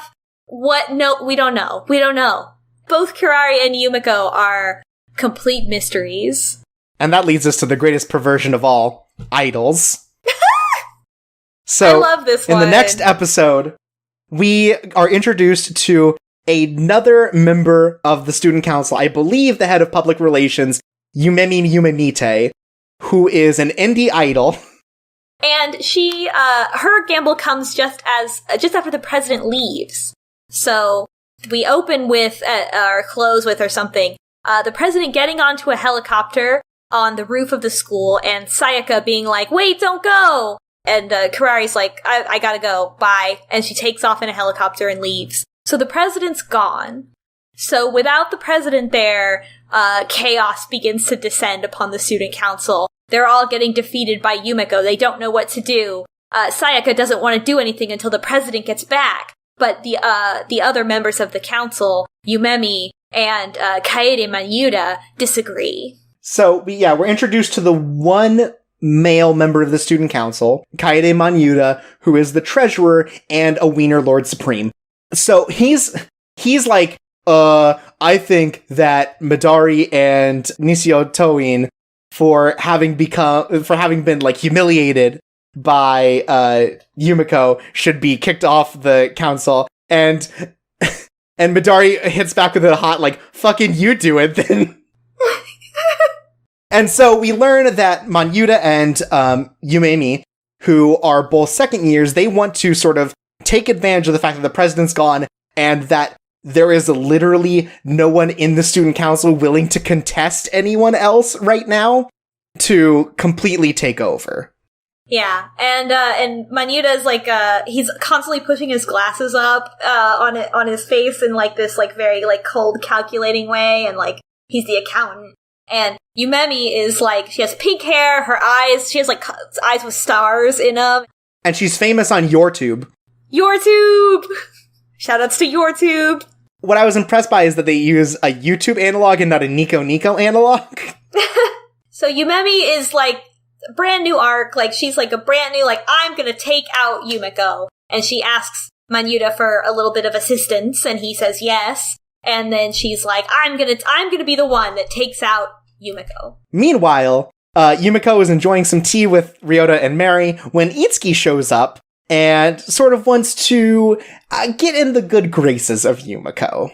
Yeah. So she brings a Mont Blanc for everyone to share. She's like, my father wanted me to be in the student council, and he might be very mad to find out that I got kicked out. So what I'm hoping for is that as Yumiko is gunning for the president's seat by gambling with the president, she's hoping to just, like, get in her good graces and join Yumiko's student council, which Yumiko's like, yeah, sure. All right. If I become president, sure. Why not? And it seems like there's a rumor going around about Yumiko becoming president, and, like, all the house pets are really excited about it because she's still a house pet. Right. So it's like, oh, we're gonna basically, like, destroy this school setup and we're gonna have a revolution. Yeah. And Mary's like, Itsuki, you kiss up. And Itsuki's like, yeah, I sure am. And it's great. So we see Yumemi after a concert dealing with her fans, where she's doing sort of like the handshaking event, and she fucking hates her fans. Yeah, she has her, like, assistant, her manager or whatever, who's another high school girl, and who's, like, doing this stuff, and she is complaining to her about how utterly disgusted she is with her fans, and in this private dressing room, her face finally contorts and changes from the star-eye cute girl face to, like, a normal girl face. With not star eyes, and she's like, ugh, wash your hands, why are they so sweaty, ugh. Yeah, so she invites Yumiko to meet, and they decide that their gamble is going to be, like, a variety show, basically, based on all these different things that it takes to be an idol. But meanwhile, Yumiko got that note, she found in her locker. She finds, on her way to the meeting, she's at her locker and she finds a note that's like a torn up piece of paper that's been retaped back together, and also a recording device. So they lay out the stakes. It's for 50 million yen, and if Yumiko loses, her life plan is going to be changed, and she has to join an idol duo with Yumemi called the Dreaming Creaming Sisters. That's right, folks. And we get one other, this is like the last fourth wall break that I really appreciate, is as Yumemi's saying that name, and the like logo appears in front of her, it also appears in the shot from behind her as if it's like an actual lingering thing in the shot. It's really good. So Yumiko asks Yumemi, like, oh, why do you want to be an idol? And Yumemi's like, oh, it's for the fans. And then Yumiko has some fucking dirt. So she has this ripped up letter, which turns out to be a fan letter that Yumemi had thrown away and tried to get rid of. Yumemi has this top fan, like this number one fan, who like kind of reminds me of that character from Danganronpa 1. And it's the kind of like stereotypical, like kind of chubbier than the other fans, and he has glasses and he's sweating a lot, and like there he is, he's like that. And so Yumemi is forced to admit that her actual dream is to get an Academy Award, like from Hollywood. And her momentum for that is she's going to become a top idol, which is going to land her an acting role in the Japanese markets, which will eventually give her crossover success to get a Hollywood gig. So Yumiko, with the recorder that she was given in this letter, also happened to record this admittance of hating her fans, and has decided that this is the risk. Yeah, she's like, now both of our lives are on the line. Right, so Yumiko will become an idol, or Yumemi is going to be outed to all of her fans. And theoretically, her career will be over. She will not ever be able to become an idol. Mm-hmm. So, the name of this game is the Top Idol Match Of Course You Can Battle. But what they say... I don't like this one. Because it misses the pun. Because they say you may battle. Because it's Yume Ko and Yume Me. And it's Yume battle. So the gamble is a variety of games. And it's kind of Hollywood Squares-ish. Because every time you win a game, you are allowed to place an X or an O on a tic-tac-toe board. And whoever gets the first 3 in a row is a winner. So they determine what game they're going to play by dice, right? Right. And the first one is karaoke. Oh, yeah. Which they did a lot of effort in making sort of like this one sequence of an idol dance for Yumemi to show on YouTube. And I'm really sad that they didn't put together like an insert song for this. But there is a song. Like the episode does end with one song. That's right. For the show, which I really like. I really appreciate they did that. They actually made a song. Yeah, but they don't use it here, and that's a shame. Then Yumiko does like a folk song and ends up winning. Well, she does like the graduation song or something like that, like or the equivalent of like yeah, it's like if she decided to sing the national anthem or something like that, like very like boring and oh right, yeah. She does I think she does the school anthem, and she ends up winning because it's karaoke not based on fan recognition, but like how well they did in comparison to the original song. Yeah, so it's like they were playing Guitar Hero or something like Rock Band, and it's like, did you match the line? Mm-hmm. So we skip forward a bunch of games. Yumemi's in the lead. And the next game is Extreme Old Maid. There are literally only 3 cards. And so it's up to just one pull who wins. And Yumemi, we learn, has been setting all of this up so that she can lose dramatically and then sweep 2 rounds to win. Just all to set up this kind of dramatics and, make her fans love her more. And what's great is there's a cut to commercial in the show and in the canon of the series at the same time. Yeah. So, Yumemi takes an intentional loss on this game. Now, we have to play Know Your Fans, which is the sort of like carnival game where each of the girls has to guess a random fan's birth month and the closest wins. And Yumemi is ready to take this because she's memorized all of her fans' birthdays and all this other information so that she can be sort of like a more proper idol and like really get them in. And she's also inflated the ticket prices for this event to make sure that the game is stacked in her favor. So only her fans are here, except Itsuki, with her infinite wealth, bought 3 tickets for her, Mary, and Ryota to watch along. And it just happens that they pull Mary from the crowd. And Yumiko's like, hey, so thanks for setting all this up. Now it's even more exciting if I win right now, Yeah, and Yumiko's like, hi, Mary! And Yumemi's like, who is that? And so Yumemi's like, shit, this is the one thing I couldn't deal with.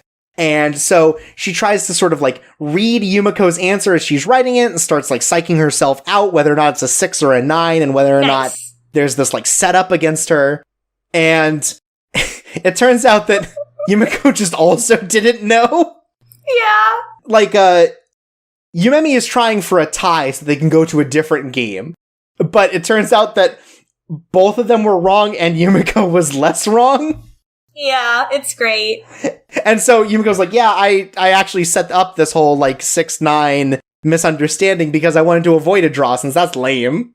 Yeah, Yumemi is, like, thrown. She's like, what? Like, Yumiko isn't calculating anything. Like, she isn't cheating like I am. Like, what's happening? What's going on? And just like that, Yumiko wins.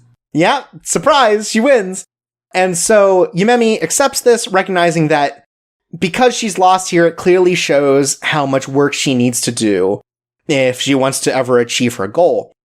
And so she admits to the recording, which plays. She apologizes for tricking her fans, but the fan club president is like, oh, it doesn't matter. We're fans of you, not because we expected you to be our friends, but because we're fans of idols. Everyone else is like, yeah, and they all start clapping, and everyone still loves her. It's great. They're like, it's refreshing, actually. Yeah, they're like, oh, we didn't fall in love with you with the expectation of reciprocation. So it's like, wow. So Yumemi gets to keep her dream, and the insert song plays. It's great, honestly. They get to do a whole idol thing with the two of them. Yeah, they do an actual song, which is called, I think, Russian Roulette of Love, or something like that. It's good. Anyways, the incident isn't over because Yumiko's like, hey, so I got these things from someone, and it's time to figure out who set this up so that, Yumemi can have this whole, like, career-ending performance. Mm-hmm. And as it turns out, it's Kaede Manyuda, the treasurer. Well, that's who they accuse of doing it. Also, it's him. Yeah, but it's like, yeah. I feel like it could have also been the president. Well, at the very least, they call him out, and because he also was like the one who helped set up this game. He's the one who has the most knowing of the inner workings, and he ends up denying it and saying that he'll stake his position as treasurer on that claim. And so Yumiko's like, hey, you want to gamble on that? And Maryu's like, no. And he's like so smug about the fact that, like, I don't have to defend myself from anything. And Yumiko's like, official match, bitch. Yeah, so she holds up her tag and is like, well, I guess I have to do this then. It's an official match. And everyone's like, oh, but I thought Yumiko was going to challenge the president. What? Oh, no. And then Yumiko's like, I didn't say that. Yeah, and Itsuki's like, what? And then Manyuda is like, he's so cold and calculating, is so much of that type of character, but his, like, glasses go askew for this because he's like, because he wasn't expected for this. And he's like, well, there's no setup for a game. There's no dealer. What? You can't do this right now. And the vice president appears and is like, I'll be your dealer. What's up? I was also here. And the vice president has a mask all the time. And when she speaks, it speaks through like almost a Darth Vader voice changer. Yeah. So, Gambling Freak is on for the official match. Manyuda basically spends this entire game going, wow, Yumiko's a real freak, huh? She's a real sicko, a real pervert. Not like me. I always take the high road. Right, I want to get this out of the way because otherwise it would come up constantly, but he just spends the whole time like, wow, Yumiko be crazy. And he's hoping that this saves the student council more or less because this is also being live streamed, and so Yumemi has lost in front of everyone. So here's like a redemption chance for Manyuda. Mm-hmm. So, the game is choice poker. Is it a game? It's almost not a game. It's a game. So it's basically regular poker, but there's one joker in the deck, and you can't fold or call. You either have to bet higher than your opponent or match. So it's a game where whoever has the most money gets to make the rules of what kind of hand wins. Yeah, not so much make the rules as decide, is this game for the best hand of poker or the worst hand of poker? Yeah, which is like it's basically all the rules that you've got. Like, so, I mean, there's a bluff involved because, you only know your own hand. But Mary very quickly points out while talking to Itsuki and Suzui in the audience that, like, this is absurd. Like, it's, as long as you bet one more chip than your opponent, then you're in control and you're super likely to win, and it's just about who can dump the most money on the table. And Manyuda can, because he's the treasurer for the student council. He at some point brings out, like, a checkbook showing 5 billion yen or something, just in the coffers for the student council, not including his own money, not including anything else. But, so richest person decides basically who wins. Yeah. Just like in real life. Yeah, so for the most part, we can sort of skip this opening part of this game, because it's more or less like, Manyuda just overpowering Yumiko with money. And eventually she runs out of chips. Right, and so she loses, but the game isn't over. She decides that she's going to ask her friends in the audience for their help, specifically Itsuki. Itsuki, again, daughter of a CEO of a big game company, worth a lot of money. So, clearly she's the one to ask. And Itsuki now is forced to make a judgment call, because Manyuda is the one who got her into the student council in the first place and has sort of been like, I don't know, like almost a pillar for her until she lost. Yeah, so she flashes back to applying to the student council, and he's like, what, you're better off not being on the student council, like, don't worry about it. And she's like, no, I don't just want to be on this because my dad told me. If I have to play this game, then I want to be the king. And he's like, and he pushes up his glasses, and he's like, we're the same. Right, because she wants to be president. Yeah, we're the same. And so they kind of have this relationship of, like, they both want to be president. Like, they're both ruthless. They're both kind of the same type of person. And they have what Itsuki thought was a mutual respect. But after she lost, that doesn't seem to be the case anymore. He loses respect for her. And especially here at the table where he's constantly like, you clearly can't do anything on your own, so, back me. I'll help you, and maybe I'll get you back on the student council, and we'll be equals again. You're too incompetent to reach your goals by yourself. And Yumiko's like, but what if you just destroyed him? And Itsuki's like, that's a really good idea. He betrayed my trust, and now I'm going to destroy him. Yeah, and Yumiko's like, Manyuda, you can't decide Sumeragi's worth. Like, only she can decide that. And similar to kind of what she said to Tsubomi of, like, what are you, like, making these calls? Like, somehow she's more incompetent. Like, you don't know that. And so Itsuki agrees to be Yumiko's patron and to continue to supply her with money because she's the only one who has enough money to match Manyuda.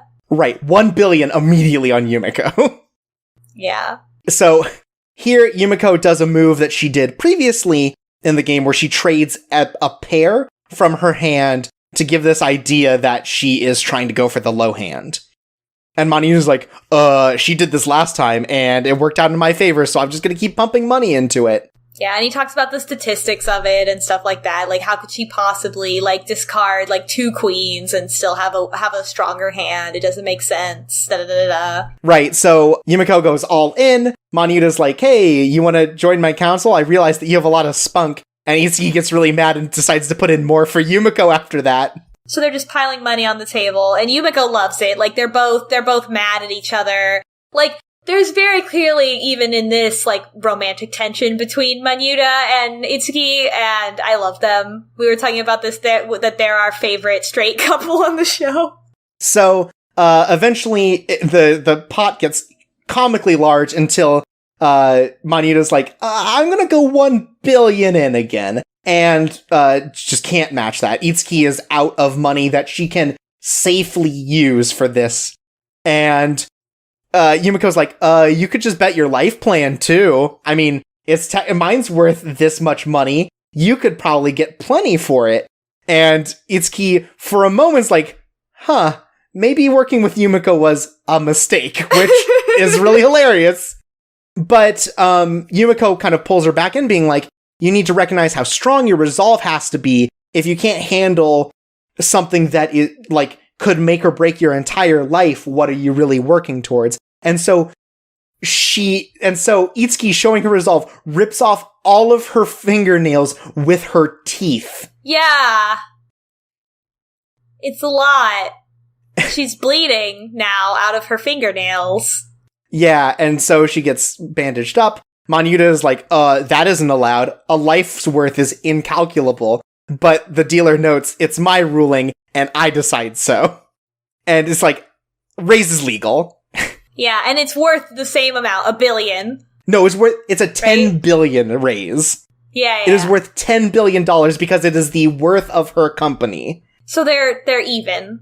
Right. And so when Manyuda's like, this still shouldn't be allowed, the vice president takes off her mask. It was Kirari, the president, the whole time. Manyuda is destroyed. Yeah, and he's like, what? Why have you been doing this? And she says, it might have been just to see the look on your face just now.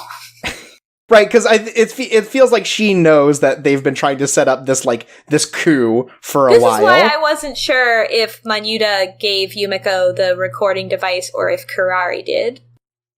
Because she wanted to take down Manyuda. Oh, yeah, maybe. We never know. Either way. Yeah. So, here we get a little bit of Manyuda's backstory, which is basically just like, his dad caused him to have a complex. He's holding this book that says, like, planes on it, and it's so much. He's like this little boy. His dad's like the Prime Minister of Finance. He's like, cash controls everything around you, Manyuda. And if things don't end up exactly how you plan in life, you are valueless. Yup. Always take the high road. Right. So, Manyuda's like, well, if this is the rules, then I'm gonna bet my life too. And since the strings have been pulled so that he's gonna be the Prime Minister of Finance next, he is also worth 10 billion yen, so we're back at square one. Except everyone's literal lives are on the line. Right, and Itsuki's like, can we get some extra money from Mary and Ryota? But they don't come from status, so they have no inherent value. Yeah. Itsuki appears to collapse at this point. She, takes a step back and she's got her head in her hands and she's like, no, all my work, everything that I did, and now my life is gone. And she's, crying in the background. As Manyuda has control over the hand. And so he announces that the strongest hand wins. The president will absolutely make sure that literally lives are going to be traded here. Because it's like, if Manyuda wins, the life of Itsuki goes to him. And vice versa. So, Yumiko and Itsuki win because they have the higher 3 of a kind. So that dropping the pair was a bluff both times to set this up. And Itsuki cried just to make it look like Yumiko was going to lose because they knew what he was going to do. They played him like a fiddle. Yeah. They played him like a fiddle, and he's so owned that he falls backwards out of his chair and his hair turns white. It sucks they don't show that in the anime. They don't actually show the scene of his hair turning white in real time from being owned. Yeah. And some EMS guys have to come take him away.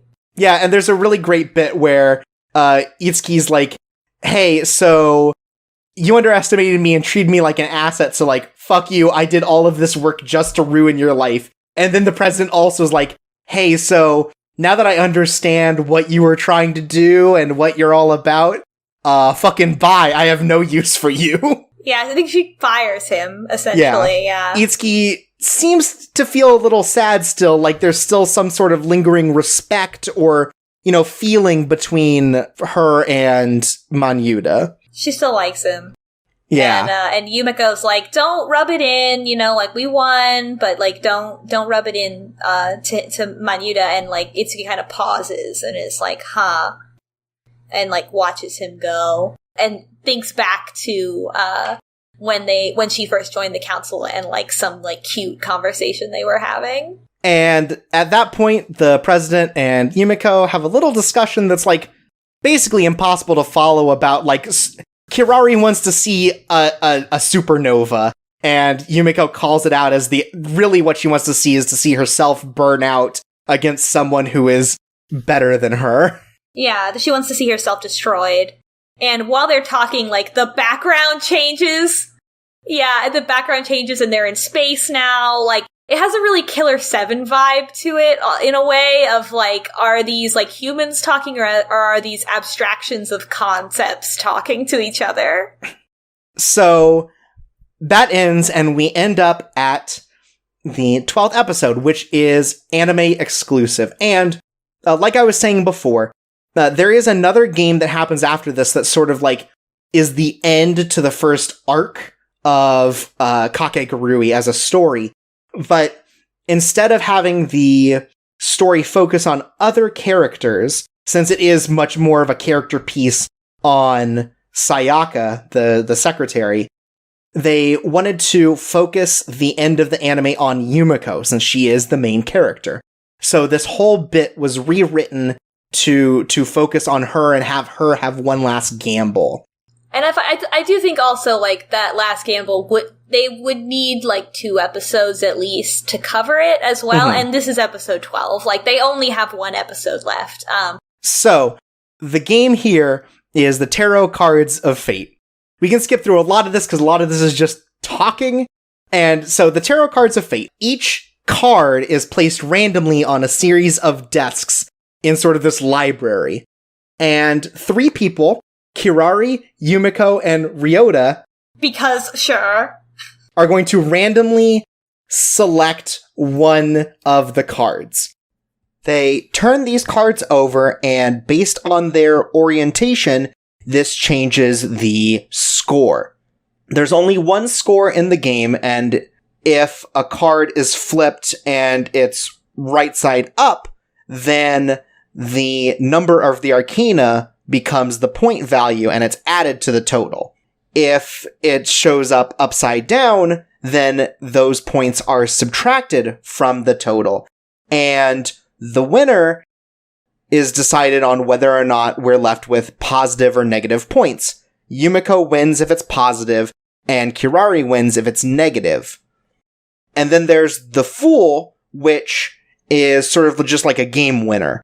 If that is flipped over and it's right side up, then Yumiko just wins. It doesn't matter what else has been picked up. And if it shows up upside down, then Yumiko loses no matter what. And basically this is going to decide whether or not Yumiko or Kirari leave the school forever. Forever. And everyone's here, the gang's all here watching. Mary and Itsuki immediately are trying to tell Yumiko ways she can cheat, and Yumiko's like, no, that's not what this is about. And also Runa the Gremlin is like, if you give her any tricks, I'm going to consider this a loss on her part. So, yeah.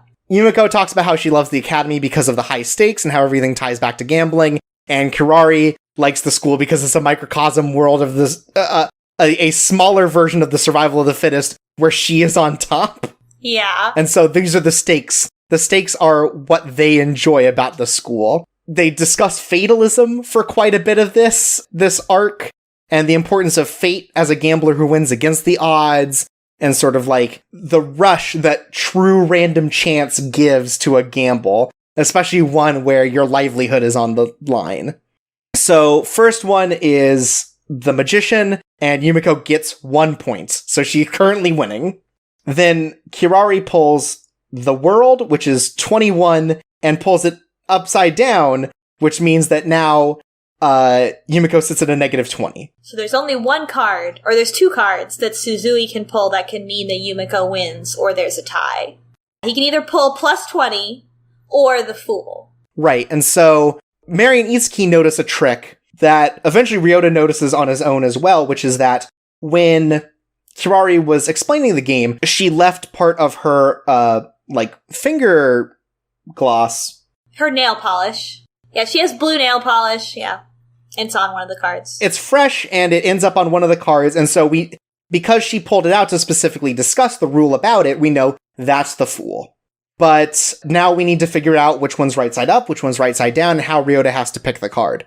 But then Ryota has this whole, freak out about how, fuck cheating, fuck odds, we leave things up to chance here in my house. We don't use marks, we don't use cheats. That's what Yumiko would want. Right, Yumiko wants me to fucking gamble everything on this, and Ryota gets one whole scene where he is shown as even moderately competent. God bless. Yumiko kind of shows a reverence for Ryota, I guess, in this. Yeah. And ultimately, he pulls the Judgment card upright, ends up on a final score of 0, so no one has to leave. Yeah, it's a tie. Yeah, so Yumiko and Kurari talk about how, the fatalism, this greater fate might exist to make this happen so that they have some greater duel later, a real battle of wits. Yeah. So, it's a nice, end cap that kind of, is interesting without resolving anything, and it develops the characters of Yumiko and Kurari a little bit more. They get to interact with each other, which is good. Suzui gets to do something, which, okay, I guess, it's fine. I mean, they set it all up like Suzui likes Yumiko and Yumiko likes Suzui, and why? I don't know, but she does. She's proud of him for doing the thing that she does and leaving things up to chance to, prove how much he loves her, kind of. It's, yeah, sure. I think it's the most character that he gets. Really? I mean, yeah. He's not there for anything else. Yeah, he's the audience surrogate, and what I do like, though, is that this sort of, has us, the audience surrogate, coming over to Yumiko's side and acknowledging Yumiko's way of thinking, which, giving into the madness of gambling, is kind of an equivalent to, us, the audience, watching the show and, liking the show and getting into the show. So it all kind of okay, I get it. Nice end cap. It's season 1 is over. I think it's kind of a low energy sort of end to the season, but it does set up sort of the central conflict, as it were, between Yumiko and Kurari. So in that way, it's appreciated. Runa takes all the cards before they can verify what the marked card was. Right, we never truly figure out whether or not the Fool was marked or if that was a play. I think that's fine. That's not the point. Yeah.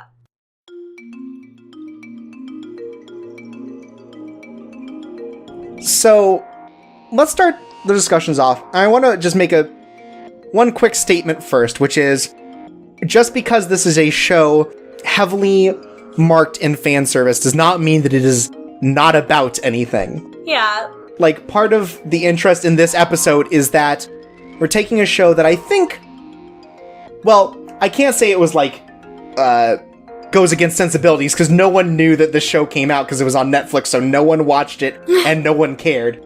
But it's definitely of a type of show that people just tend to not give the time of day or the respect of reading into it. And maybe some of those shows don't deserve that, but all of these shows have a worldview behind them that I think is interesting to look at. And in particular, I think Kakegurui has a very interesting set of things that it does within its story that help it stand out against just this sort of fan service kind of thing. Yeah, I think that this is more than just sexualized female characters, because there is male gaze and stuff in this show, I guess. They focus on parts of the body sometimes when people are talking. And, the ending credits are literally just Yumiko unbuttoning her shirt and her boobs are bouncing, and, that's the credits. It seems like very much a move that's yeah, we know that this isn't being broadcast on TV, so, whatever the fuck for this ending. But all these characters that we've described to you are characters. They're people in this world with motivations and backstories, and they're interesting on their own, and they're not just in other anime, this one is this fetish, and this one is this fetish, and, stuff like that, or here's the older sister type, here's the younger sister type, everybody is a person. Or the ways that they're not like a person, like Kurari, is used to be scary. And, the whole thing, I think, it has more to it. I'm interested in these characters, and I've seen them develop and change, and I think that's really cool, and I want to know what happens to these characters, and so it's more than just here's some horny titillating stuff and that's it. I want to know what happens next. Yeah, not to get too far ahead of everything, but after this point, also the sexualization stuff really cuts down, because a proper story arc appears that all of the characters get involved in So there isn't as much time for sort of these, like, hornier aspects. So it feels very much like sort of the thing that's, like, it's trying to sell you ahead of time, like, oh, we've got a bunch of sexy characters in our series. But it also has, like, a strong core story to it. Yeah, the second arc in the manga definitely gets, like, less horny. But we'll see how if it gets animated, what that ends up looking like as well. Don't worry, second season's already been confirmed. Awesome, because I think another thing that we were talking about when we were getting ready for the show is that, like, reading the manga on its own is not nearly as horny as, like, watching the anime and seeing it in motion. Like, a lot of the stuff that people say and hearing the voice delivery with it, like, it makes the whole thing more intense. So, yeah, if you're on the fence about it, about the level of horny, I think the manga is not the anime.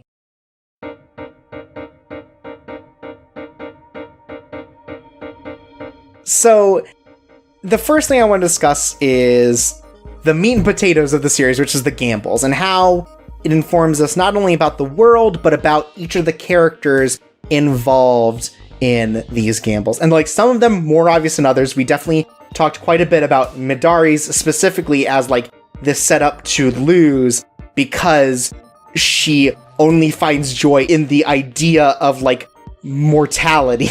Yeah, she just wants to die. So I'm just going to read what I wrote, which is, one read of Kakegurui is that it's about an agent of chaos destroying a hopelessly corrupt system via the same means through which it perpetuates itself. Another read of Kakegurui is that it's about 12 femdoms fighting while an untoasted piece of white bread follows them around present.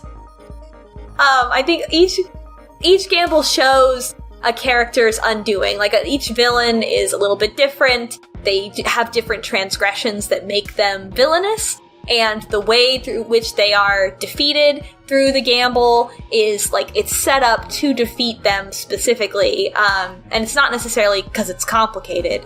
It's so that they can be undone through their own making. And to specify, like, the Agent of Chaos thing, the point is that when Yumiko solves the cheat, it's never like, oh, I'm going to, like, use this cheat against you to win or anything. Specifically, her idea is to revert the gamble back to a pure 50-50 game of chance. Yeah, which is different than other gambling anime, huh? Right. So the idea in a lot of other ones is sort of like turning the cheat on the other person because it's so stacked against them, or it's, you know, done in a very different way. And all of them are so, like, explicitly against this idea that these characters are gambling for fun, which is not the case, especially with Yumiko, who derives so much enjoyment from gambling. In Kakegurui, the idea is more that, like, you guys have sort of corrupted what makes gambling so exciting, and so I'm going to draw you into that, because Yumiko finds excitement in the idea that, you know, her life could be undone with a single gamble, and clearly not many others feel that way because they break as soon as they've been found out. They break as soon as things get to, like, oh, there's actually genuinely a chance I lose here. So, yeah, and Yumiko in a way is like the essence of gambling. She's like the spirit of gambling, the embodiment of gambling that has come to show everyone, like, this is not gambling. Like, if you're really gonna do this, like, you're not really doing gambling. You're just exploiting people. And I think we see the different ways in which that's handled in, you know, the different gambles, because we see on a very, it's weird to say low stake match when referring to the first one, which is for 10 million yen.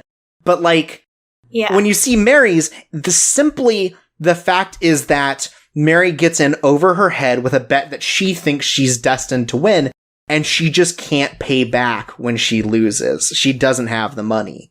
And, you know, that's sort of her thing, right? Mary is a very selfish character, and so all of the risks and all of the, you know, gambles that she takes are based solely on her as an individual. But you have someone like Itsuki, who inadvertently ends up gambling away more or less the dignity of the company for which she is set to inherit, because she gets found out for having these trick playing cards, and while they may be personally for her, the fact that if that information got out, no one would trust in that brand anymore, that would destroy the company. Yeah. And the fact that once that becomes true, even after Yumiko is like, hey, I'm going to just, like, destroy your company if you don't gamble with me again, she still can't bring herself to actually play the second game, or the third game. And that gets brought up later with Manyuta's thing, where it's like, you know, Manyuta talks about how she doesn't have the power to get her, to reach her own goals.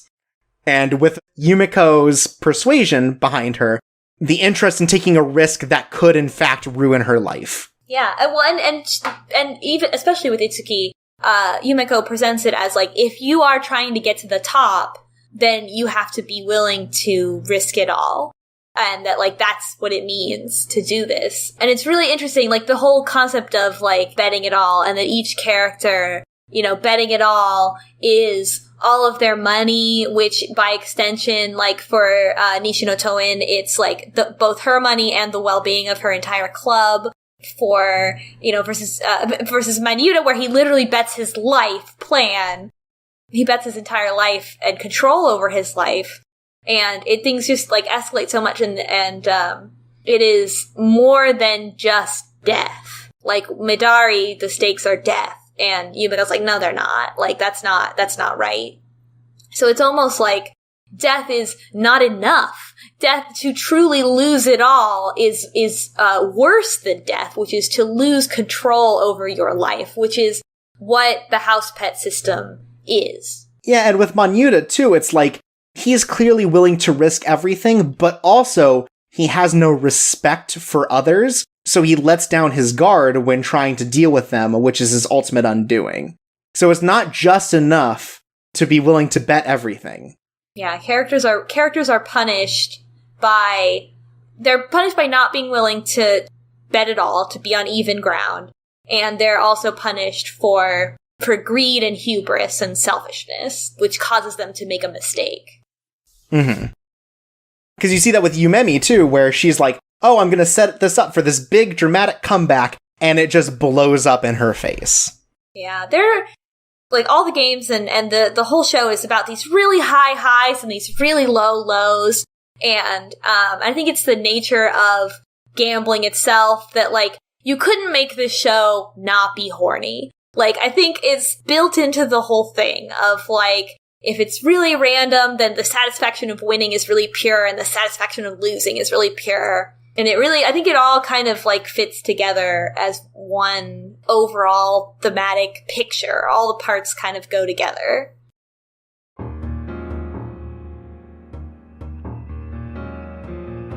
So now, with that sort of preamble out of the way, let's discuss the themes that we saw within Kakegurui and sort of our takes on these different ideas. Well, we talked about betting it all. Another theme of the game, I keep saying fucking game. Another theme of the story is, obviously, it's called Compulsive Gambler. Theme is insanity, madness, those kind of words of going crazy while gambling. And when characters go crazy, they have contorted faces and they have light up eyes and everything gets scary and it's great. And, you know, Yumiko talks about how, in the first episode, Yumiko talks about how you have to be insane to gamble because, in the capitalist world, money is life. And why would you gamble your life away? And she's like, and yet people flock to casinos. And so she's like, gambling is fundamentally insane. It's an insane act.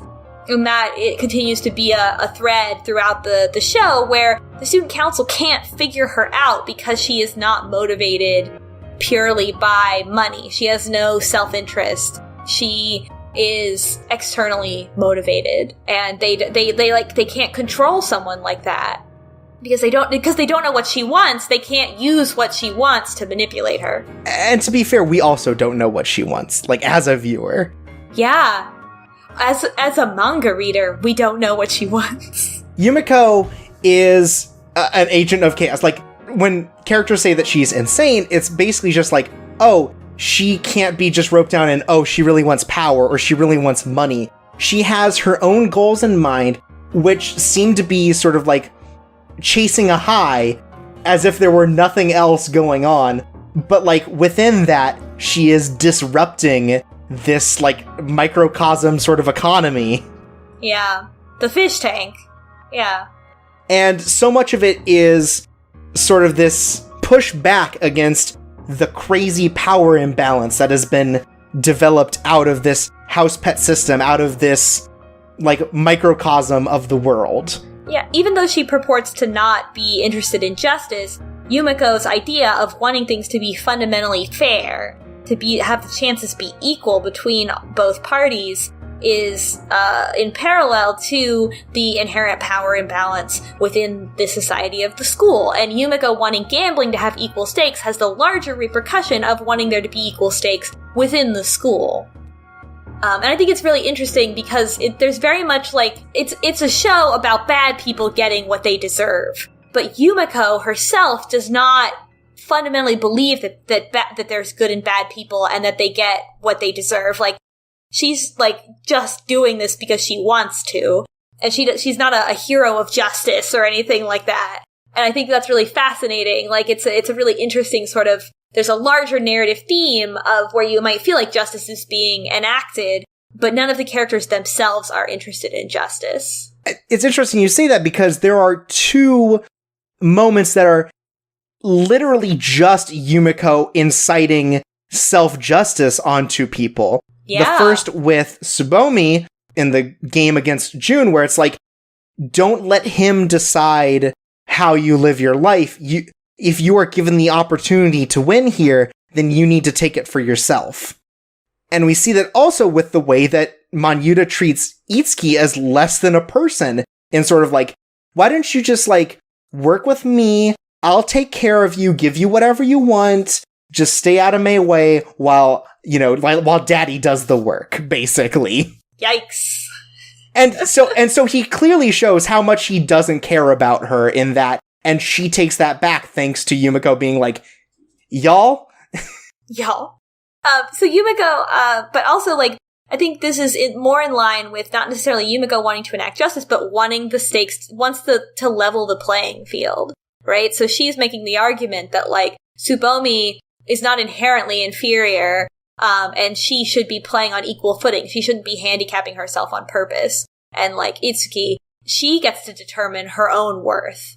And it's like a level playing field. But yeah, I think it's interesting, and I wonder if there's not more character development for Yumiko herself over the course of the story that hasn't even been written yet, and how if maybe over time she changes how she feels about whether she's enacting justice. Yeah, because she seems to like just kind of accidentally do it. She stumbles into it really Mr. Magoo style in her mad rush for power and gambling. Oops, accidentally empowered this woman. Yeah, she doesn't want to be in charge, she doesn't want to be the president. But it obviously matters to Yumiko that, like, Tsubomi fights back. But maybe perhaps she doesn't think that, she's, like, fighting for self-determination. And that's another theme of this show, is control of your own life and self-determination. And Yumiko is, I think, seeking to give that to everyone. And versus Mary, who is very more directly involved, and her arc is taking control back over her own life. Right, Mary, the only main character with an arc. Yeah, and Mary's like values are that she wants to be in control of her own life. That's all that she wants, is the ability to determine the outcome of her own life. She doesn't, she is still, all the characters on the show are villains, right? Like, she will still exploit people, like, she will still do whatever she can to get ahead, but she wants to do it because she chose to do it. And when Kirari asks her to join the student council, and she's like, no, you don't want to do it, is because, you're too just of a person to do this, and she's like, I don't care about justice. And, really, I just hate you more than I hate anyone else. Yeah, and despite herself, she finds herself as an executor of justice, just like Yumiko, So I do wonder how that arc will inevitably play out over the course of the whole story. Mm-hmm. But also Mary, she gets her power back and she denies the student council. So she doesn't cross that line of like, I'm going to use my power to like extort people and hurt people on like a global scale, at least a nationwide scale. Like, she's like, I'll do my petty shit with like my classmates and stuff, but I'm not a supervillain. I'm just a regular villain. Mm-hmm. So it shows that like you can be given that power and not be a supervillain. It almost like splits it out a little bit more finer tooth of like how the student council is still like, they still made a choice of like, I'm gonna go all the way to the top. I'm gonna use this power to get more power. And so there's a lot of interesting little like subtleties in how people use the power that they're given and how much they exploit people based on how much power they have. Yeah, it's such a big power play of like hubris against all of these different villains who, for one reason or another, like look down on others or just see themselves as so much higher than others that ultimately causes their downfall, and some way worse than others, like Manyuta, who literally sold his life away. Whoops. Yeah, and versus like Kiwatari, he has almost no power, right? He has just a little bit of it, and he just immediately blows up, right? Like, and is like, I can do whatever I want, ha ha ha, but he's not even on the student council. So it's different levels of power. And like, even he gets like, just, like, he doesn't have that bad of like a fall, as it were. He just owes millions of yen, or no, hundreds of millions of yen. Yeah. So like, he still has sort of an out. He doesn't have an out, but like, if you look in comparison to that, to Itsuki potentially losing her business, to Yumemi potentially losing all of the progress she's made in her attempt to become an award-winning actress. Like, you know, the higher that these characters are in like the social ladder, the higher the stakes get for them, such that their whole life could crumble around them. And sometimes it works out, like with Yumemi, because it's a personal thing instead of like that the villains stick around after they're defeated. Also, it humanizes them. They continue to exist after they're defeated, and they continue to change and grow. And it's really cool that they're still there. Like, that losing in the game like doesn't mean that they're just like explode in Team Rocket away. That they're still there in this world, still existing in this system.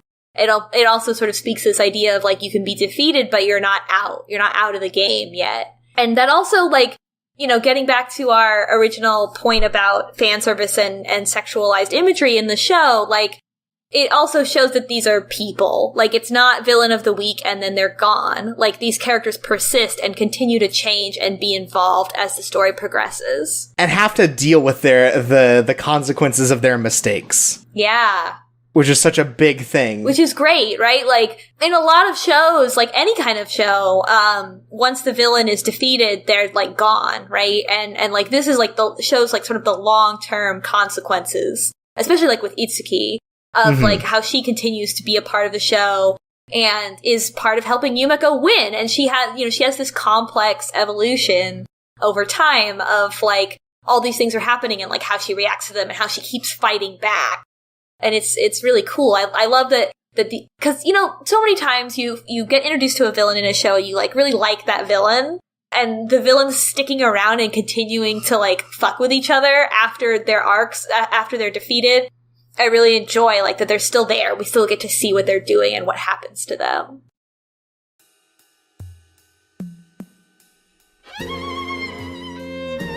So, since we've gone over a little bit, let's talk about what the sexuality of Kakegurui actually does for the story and the way that it mixes with the sort of psychological thriller genre that this, you know, series fits into.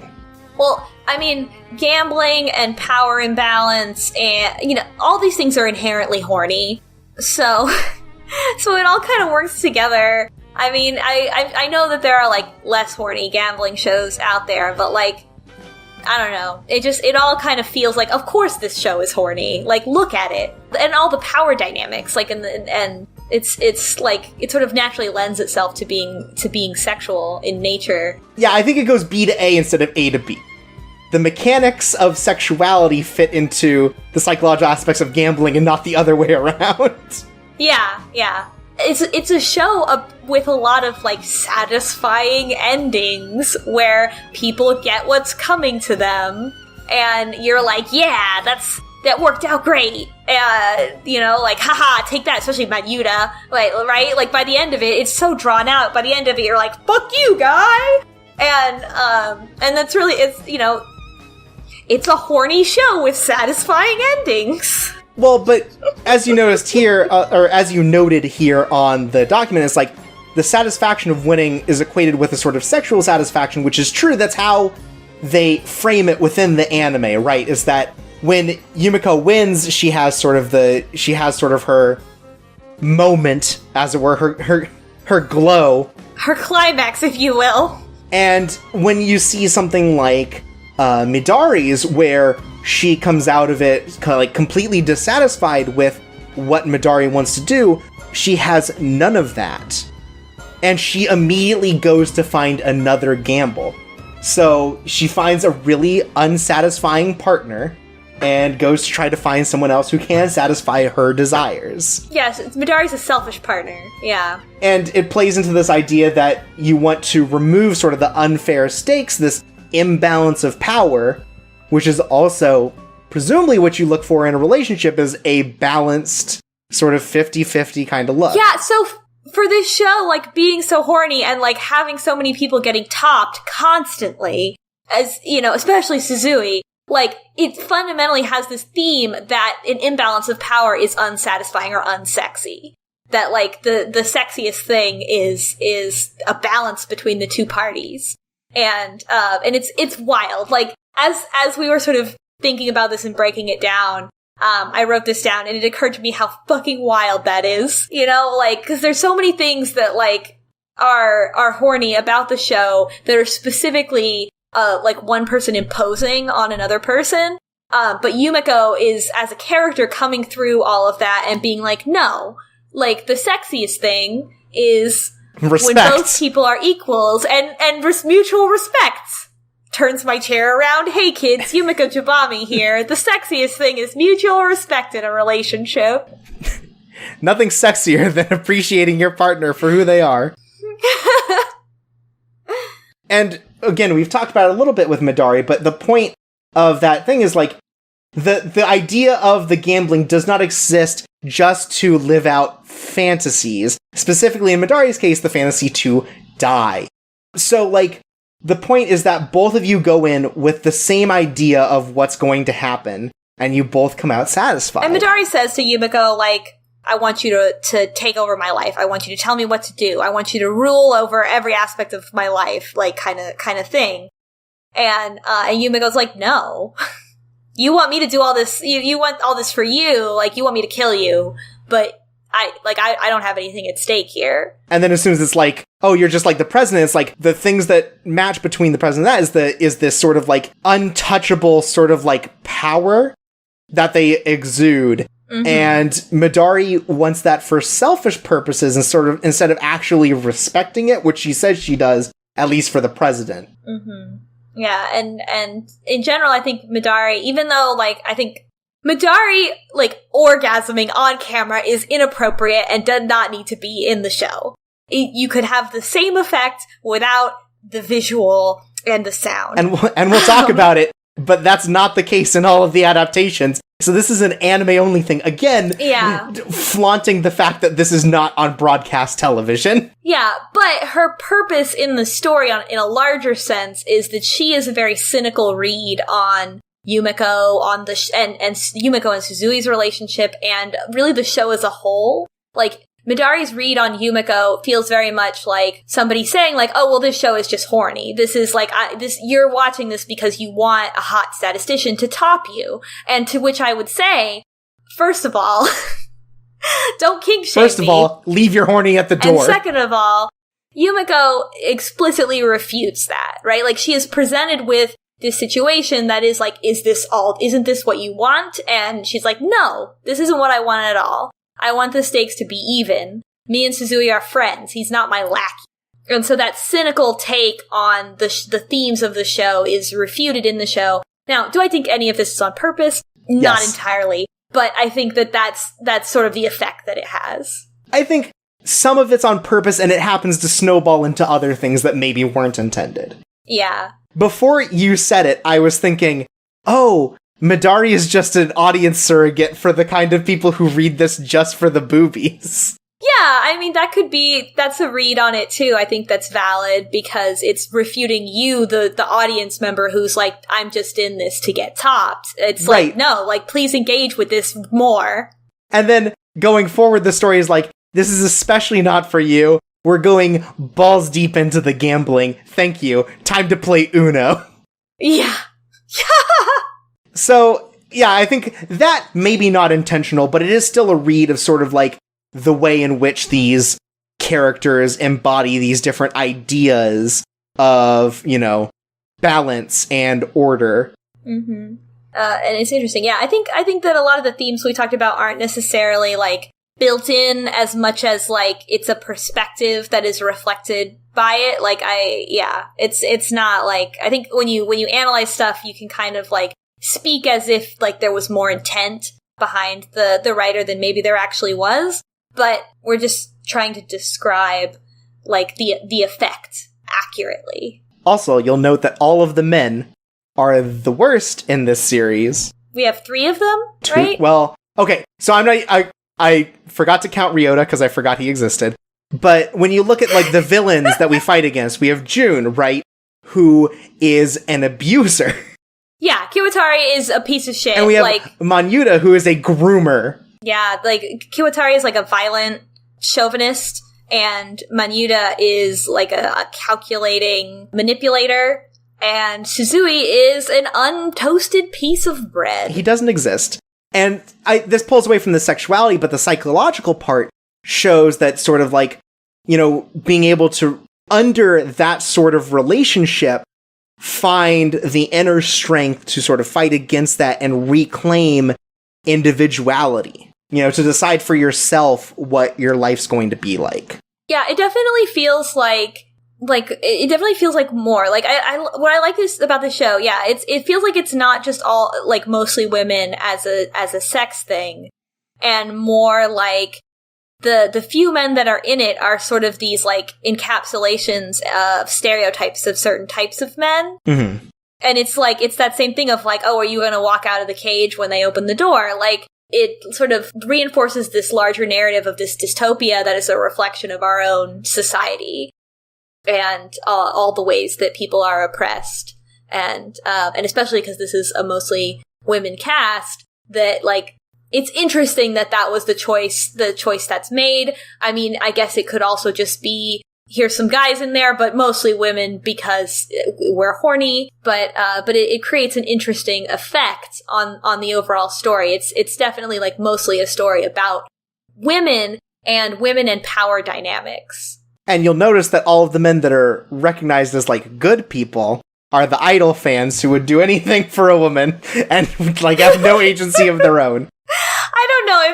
I don't think they're called good. I almost feel like the idol fans are held up as a little too pathetic. Oh, for sure. When it is actually somewhat of an act of mercy and forgiveness to continue to support Yumemi. So it is. I think it is more admirable than perhaps the show portrays it. Mm-hmm. And you can see these same sort of themes in the artist Toru Naomura's first work, Shisarakuen, which is the same sort of thing where it's like there is a female character who is sort of ripping apart these unbalanced, unhealthy relationships and sort of like teaching the women in the relationship how to better like assert individuality and, you know, garner respect. And it's like, oh, that's really interesting. Which is way sloppier than how Kakegurui does it, which is fucked up to think about because Kakegurui is sloppy as hell. But yeah, you see the same that's sort of interest. Yeah, that's definitely the same theme. That's cool. Yeah, so like it seems like at least the artist has like a history in this sort of thing. So I think that not an all interest in telling those kinds of stories. Right. So I think that it's not unintentional that this is the situation, that these are the sorts of things we're pulling from it. Yeah. It's good. And because of these things, because of these subtleties and themes in the show that go beyond it just being horny, like, that's why it's good, and that's why I enjoy it. Like, that's why I like it, and, like, I gotta say, like, I'm not really the type of person who will just watch a horny anime for the sake of it, like, and so I was kind of surprised that this appealed to me so much at first, and it's because there's more to it, and the horniness just kind of makes it fun, and, like, the taboo aspect of it, like, makes it exciting sometimes, but it's got more to it. It's got, like, some stuff that you can actually, like, latch onto and, like, digest. And if it was just, like, titty anime of the week, then I would be bored with it very quickly, and I wouldn't be on this podcast. And in addition, like, the gambling manga genre, very small, also pretty bad, and that's how I got into it, is sort of like, oh, this is a gambling thing, and it seems like it's actually pretty well done, so, like, it is outside of the sexuality that drew me in, but it does play into these themes in a way that is more interesting than, say, like a Gamblefish or something of that same sort of type. Yeah, this is not a show that you're gonna be like, oh, I really like how complex the gambles are, or how interesting the games are. Like, the games are very much meant to be understood. I mean, even the manga and the show both regularly employ, like, diagrams and visual aids to explain the games. Like, you're meant to be playing along at home. Also, my favorite thing about it, the games are short. They last a chapter, maybe two, and they do not fuck around a lot. I think part of that is because of the simplified state of the games, and therefore the simplified way in which they are played. Yeah. And that's a benefit when, like, I may really appreciate Kaiji, but that guy has spent, like, 5 years in the same game. It's a lot. And there's always new games, and yeah, the games are interesting, but they're not so complex that they are the focus of the story. Like, I think the focus of the story is this struggle for self-determination. Yeah. And control. To make a comparison that maybe you won't understand, these games are not systematically difficult to understand, like, they are very structurally simple. It is the ways in which they are played that becomes interesting, the dynamic between the players. And in that way, it feels a lot like, say, Liar Game, where, like, they have a huge arc that's just playing musical chairs, but it's the... What? It is musical chairs on... and like, okay, so imagine PlayerUnknown's Battlegrounds. I'm there. 100 soldiers are dropped onto an island, and on the island, there are 99 chairs. Oh my god. And so... Wait, I'm gonna watch that after this, y'all. It's a manga only, but it's good. I suggest you all read Liar Game. It's really fun. But the idea is basically that in these teams, you are expected to find these chairs across this island, protect them, and be able to, you know, as they remove chairs from the game, and as this goes through, be able to, like, take your team to the top. It's really cool. So, like, it doesn't have to be the most complex game to be interesting. The fact that they're taking twists on common games makes it more engaging because you already know half of the rule set, and the other half comes from the unique way in which it's played.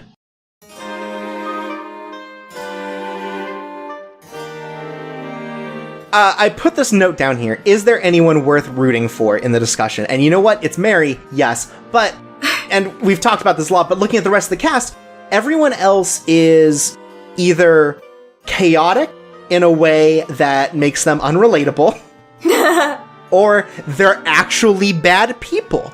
So, although Mary is not the primary focus of the manga, Mary is the most character of all of them, and I think that's what makes her so relatable, is like, she's just a person who wants power. We can all relate to that. And Mary is slighted by the fact that that is taken away, her agency is taken away from her at any point, and wants to get back at the system that would be built to do that.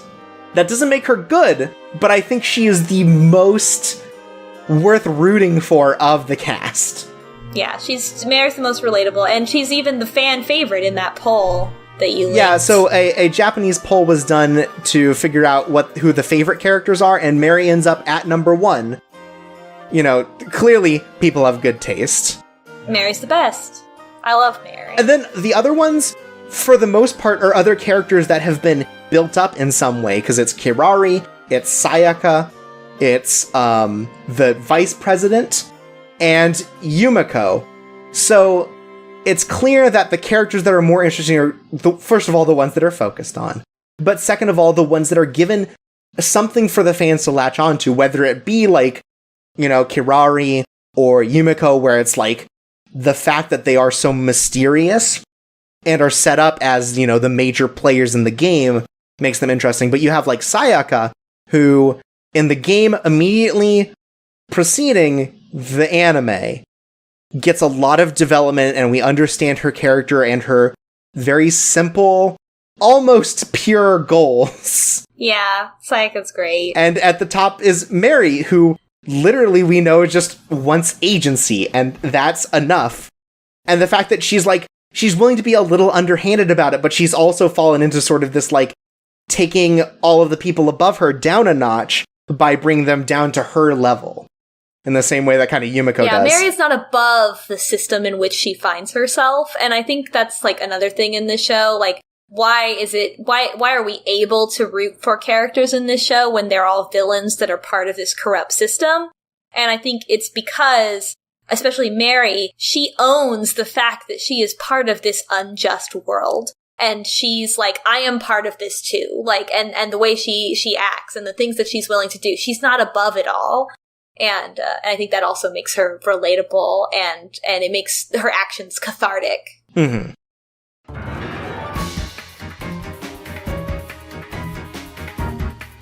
And lastly, I'd like to discuss, because I felt watching this that this was a very big thing on how someone would consume this story. Let's talk about the adaptation differences between the manga, the anime, and the previously mostly unmentioned J-drama, which came out the same year, I think almost immediately after the anime finished airing. Yeah, and it just went on Netflix in, like, the month of May. It hit Netflix, the anime hit Netflix, the manga is available through Viz, so all of these are legally available right now for you to join. So let's talk about the pros and cons of each of them, because one thing I want to note about the manga is the anime is way more sexualized than the manga is.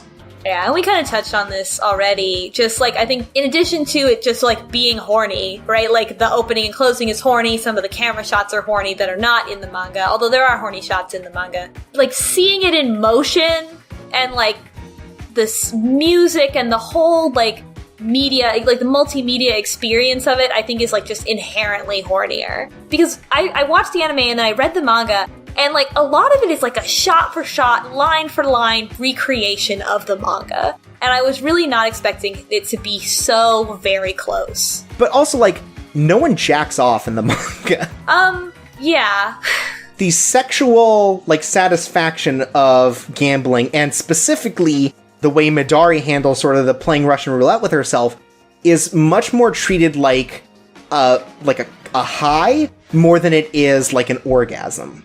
Yeah, and Yumiko gets turned on by, like, the prospect of gambling in the manga as well, and does some of the same things in, like, poses where she squishes her boobs together and stuff like that. But yeah, I think Midori in particular is taken to a more intense level than in the manga, and I think I don't like it. I wish it wasn't there. I think it could be accomplished without this high school student orgasming on a table. Yeah, it was the thing originally that kind of turned me off from watching more of it, is the way that they turned that up.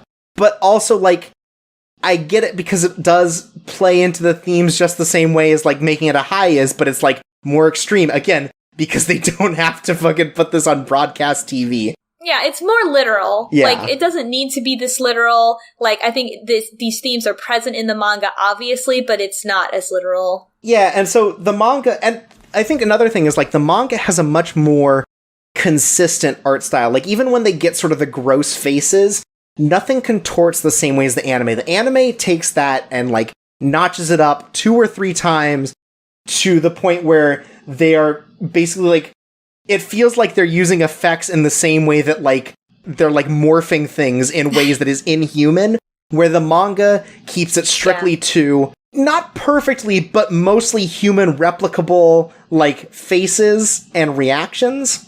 Yeah, I like that the anime does it more over the top, though. I like that about it. I like it in places, but I don't like how often the anime does it.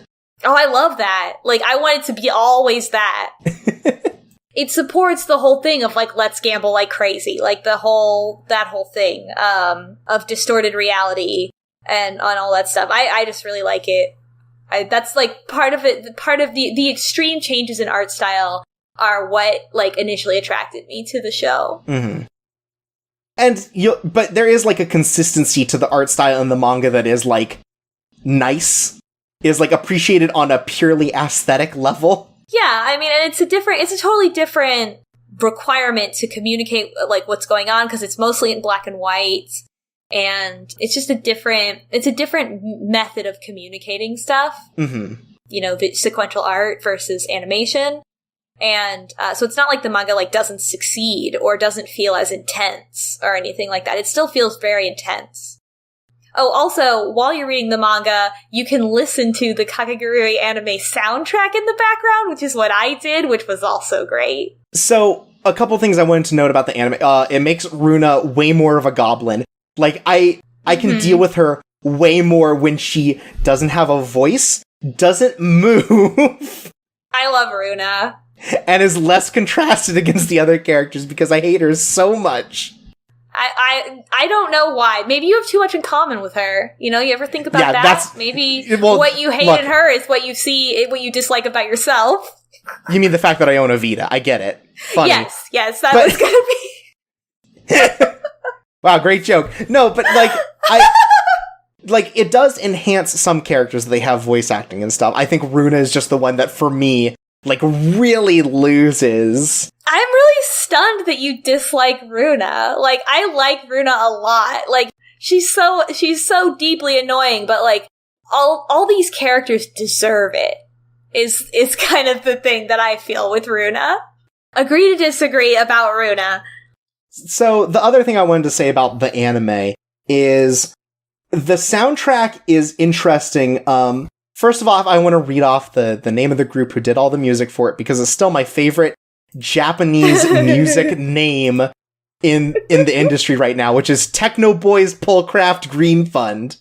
But they, in general, for other work, are very, like, synth-heavy kind of stuff, and the way in which they put together the music for Kakegurui is really interesting, because I feel like a lot of it is sort of like what you would expect out of, like, a slice of life high school anime soundtrack, but because of the instruments and synths that they use for it, it almost sounds like kind of a perversion of that, which plays into sort of the themes of that. Like, so much about it is, like, it is technically sound, but something about it is a little bit off every time you're listening to it during, like, a normal session, and when it comes to, like, the gambles and stuff where it gets more intense, works very well. Yeah, and there's a lot of, like, chaotic horn sounds, like a lot of, like, freeform jazz kind of sounds and stuff that happen.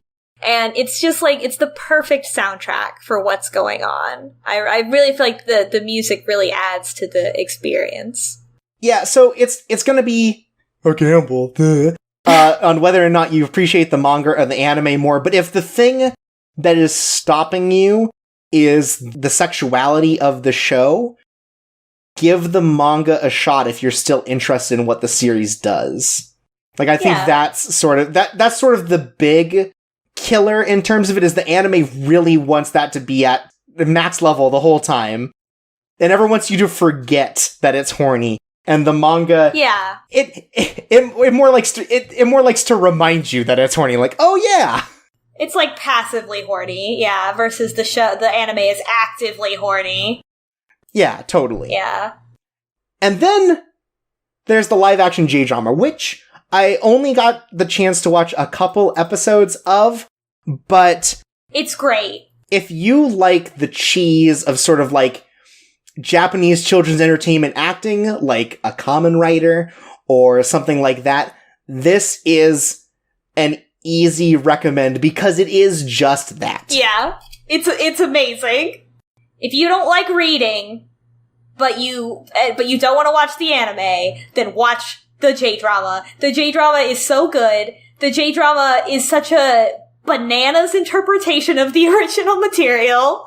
But because it's real human people, like the threats of sexual violence that Kiwatari makes, like the sexual parts of it are totally stripped out because these are real human beings. And like the teeth are kind of taken out of the show a little bit, which you could argue is to its detriment, but I think in the world that is created by the J-drama, like, it works. Also, Suzui is actually a good character on that show. He is just as over the top as everyone else.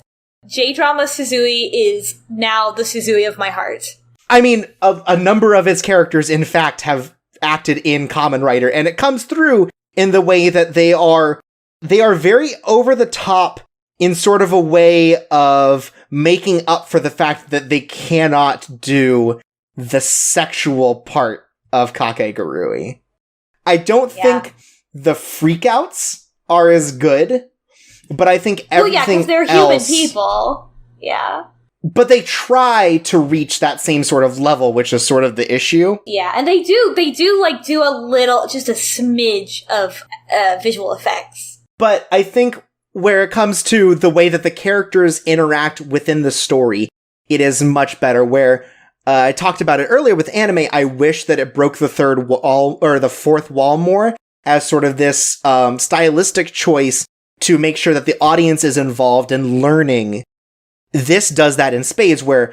Yeah, it really feels like a play. Yeah. Yeah, Suzui is a character who speaks to the audience. He explains everything to the audience, and then kind of lets the description to other characters go through. Like, it takes the fact that so much of this happens in the heads of other characters and removes that. And like, Satome Mary in the first game, where in the anime she like speaks to the camera about the fact that she's got this cheat, it's doubly done in the live action, where like, there's literally two versions of her, one that is like, you know, her physical form, which is sort of fronting, and her inner monologue jumps out of her body to like yell at Yumeko, you know, and spit in her face and like talk to the audience. It's like a play. Like, she snaps, the lighting changes, everyone on stage, or everyone there freezes, and then she does her monologue, and then she snaps again, and the lighting goes back to normal, and everyone resumes. Like, a lot of it feels like, in terms of production, like a YouTube fan video of Kakegurui. But I think that was such a great decision of like how to represent those monologues and that inner thing where they talk about how they're cheating. But it really is, it feels like a play. And I feel like that actually kind of elevates it a little bit. Like, I like that a lot. It benefits from the fact that Kakegurui is really simple on its surface, so that it doesn't have to have like any of these elaborate sets or anything. It can really focus on the production. Although I would have liked it if they had a little bit more elaborate sets. Sorry, it's a live-action television show based on a manga that nobody cares about. Well, just that isn't like... it is not accessible, therefore...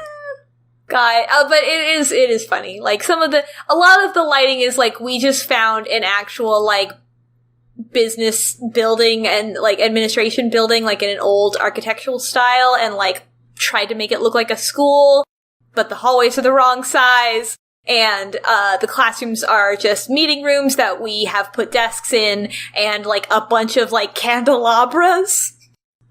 And I love it. I think it's great. So as long as you enjoy the campy nature of, like, live-action dramatic television, and specifically in the way that, like, Japanese TV does it, because there isn't exactly a one-to-one comparison to the way that American TV works. Like, at the closest, it's sort of like soaps, you know? but it has a degree of sort of legitimacy to it above soaps. Yeah, it's not quite a soap opera, but it's almost a soap opera. So I understand that is a very particular taste that does not necessarily match up with manga or anime. But if you appreciate that, and you want to see Kakegurui's story completely stripped of its most problematic elements, then the J-drama works. And of what little I've seen of it, it is a much slower, more methodically paced adaptation as well, which doesn't really matter. But, like, it takes a lot of time to build its world in a way that, like, it is distinct from the other adaptations. And it also does a lot more, like, it puts a lot of pieces in place, like, instead of just saying, like, oh, Kiwatari is a bully, they show him being a bully before he is involved in the debt game. And little things like that, where they, like, establish these things, like, in the world versus where in the manga and the anime they just say that those things have happened. And it's cool. It feels richer in that way. It's wild. I really enjoy the campy live-action J-drama as much as I love the true version of the story. The J-drama version is really is fun. Though let me tell you, the gravest sin that Kakegurui, the J-drama, commits is that it doesn't make Mary blonde. They give white hair to Kirari, but they're not like, oh, we can't own a blonde wig. Yeah, I don't know. I don't know what the deal is with that. I think it looks good on the actress who plays Mary, so I can forgive it. But, like, yeah, I don't know why she has brown hair instead of blonde. No, it looks fine, but it's just like, why is that particular change made? Yeah, I do wonder about that, because all the other ones are so accurate. Like, yeah. Mm-hmm. But also, the president in the J-drama is unvoiced and constantly in silhouette. And when she speaks, it is by title card.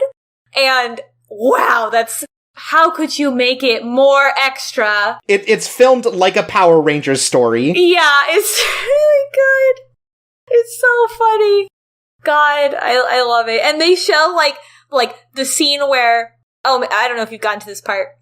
They show the scene where Kurari was gambling with the previous president and won, and then he immediately jumps out the window, and it shows, like, this little silhouette of, like, Wilhelm screaming out this window.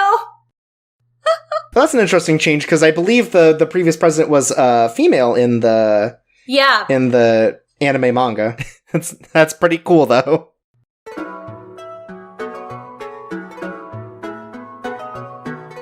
So that's all we really want to discuss in terms of, like, the themes of the story. In conclusion, like, I mean, clearly we talked about this a lot, therefore we must enjoy it. But, like, Kakegurui is, I think, a good adaptation of a manga that is very hard to sell, and they somehow made it harder to sell.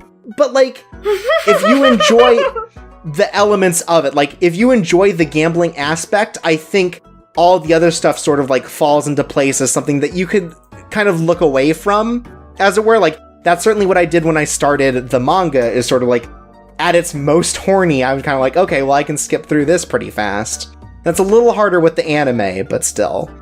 Yeah, I mean, I think the horniness is part of it. It's part of the package. If you don't want to engage with that type of media, damn, it's been 3 hours. But cool, thanks for sticking with us. But you probably don't want to engage with this any further.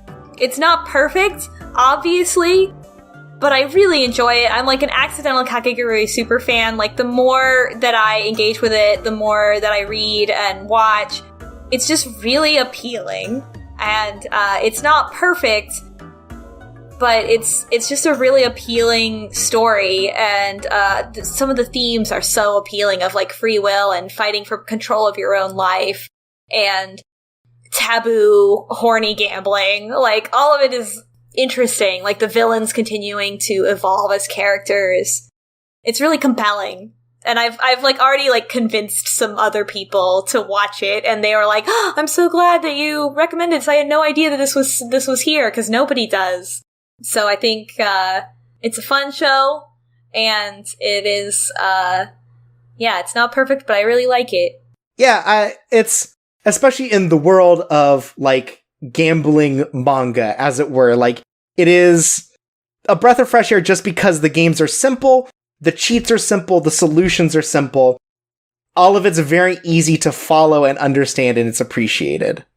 And to quote this Netflix review I found of the series, God. If you find woman coming offensive, this one is not for you. I mean, they did say woman, but they are high school students also, like... Yeah, that is part of it too, which is like, that is also a turnoff, I understand, of the series. Yeah, I feel like a lot of it is, like, sufficiently abstracted, at least in the first arc of the story, the first season. It's, like, sufficiently abstracted from the real world that you can kind of forget that they're supposed to be, like, high school students versus, like, being in some kind of purgatory. Like, I remember the first time I watched it, like, when Karari left, I was like, they could leave? Like, what? Is this a real school? Like, it's almost not. Like, it's almost so abstract that nobody feels like a real person, or, like, a real high schooler. Right, and, like, the way in which they are, like, perversions of anime tropes, and, like, you expect these characters to be this way, but they're, like, way different, either in extremity or just, like, you know, changing your expectations. Like, it's fun to watch how these characters develop. Yeah, the characters are interesting. I think that's just, at the end of the day, it's compelling because it has interesting characters, and characters that I want to see what happens to them. Plain and simple. Yeah.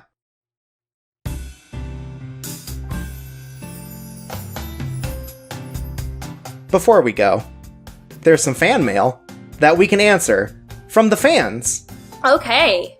So this one we've already discussed a little bit. This is from friend of the show QB. First question, was there any moment of Kakegurui that personally got under your skin or disgusted you? The part where Midari comes on screen. Well, mostly on screen. Yeah, that would be it. It was gross. I watched this whole thing with Sid. Like, me and Sid watched all of Kakegurui together, and that was the one moment where we as friends were like, oops, we're watching porn together now. Sorry, my bad. It's a very excessive scene, in a way that pushes a lot of boundaries. Yeah, but that was it. But also is easy to pretend it didn't happen, because it kind of comes and goes. Yeah, I feel like the scene where Kiwatari threatens Yumiko, where Kiwatari's like, oh, well, you know, it's subbed as like, I'll violate you then if you won't do what I ask. And I was really worried that was going to escalate, but it stops there, so it wasn't like a hard out for me. It's still not great in a series that like so eschews that sort of like sexual threat. Yeah, all the, like, when the president talks to Mary, she, like, is kind of on top of her with her knee between Mary's legs. Like, that's very obvious, like, what that imagery is. But, like, that's sort of the rest of the show, is, like, that kind of, like... domination. It's not literally what's happening. Like, Kirari is not advancing sexually on Mary in that way. Like, she's not threatening to assault Mary. Right, it is just a position of domination. Yeah, and so it is odd that it is so, like, literal when it comes to Kiwatari. Yeah, it is a little out of character, I think, for the way that it's set up. I would like it if it stayed more abstract, because it seems to be otherwise dealing in the abstract. Second question, for Shorts, because I know he read this. Why is Gamblefish scummier than Kakegurui? Okay, so, quick background. Gamblefish is a manga that came out before Kakegurui that is very much the same idea in that it is gambling high school, but the main character is a male who has come to sort of disrupt this world, and the thing that makes it scummier is that this main character is treated as the most badass dude in the world. Every time he defeats a woman in a gamble, they immediately fall in love with him and become part of his weird harem. And they are treated as sex objects after he beats them. Oh god. So this is like a fucking like sapiosexual fantasy I'm hearing of like, wow, you outsmarted me, now I'm yours. Yes, and it's worse because the gambles are bad as well and scummier than Kakegurui. Kakegurui, they solve a cheat, right? The cheat is against them and they solve it. What Gamblefish does for at least the first, 30 chapters is it presents a situation in which someone who is genuinely better at whatever the event is than the main character, they challenge them to the thing that they're good at. And what he does is he literally cheats to win. He can't beat someone at card manipulation. So what he does is he takes a chainsaw to one of his fingers and pulls it off so that he bleeds all over the cards to make it so that he has an upward advantage. Because he can then figure out which cards are of a particular type or not. Or, he'll play pool against someone, and what he does is he gets a cheat pool stick, right? Like, his pool cue has, hydraulics in it to make the shot better. He, sets up the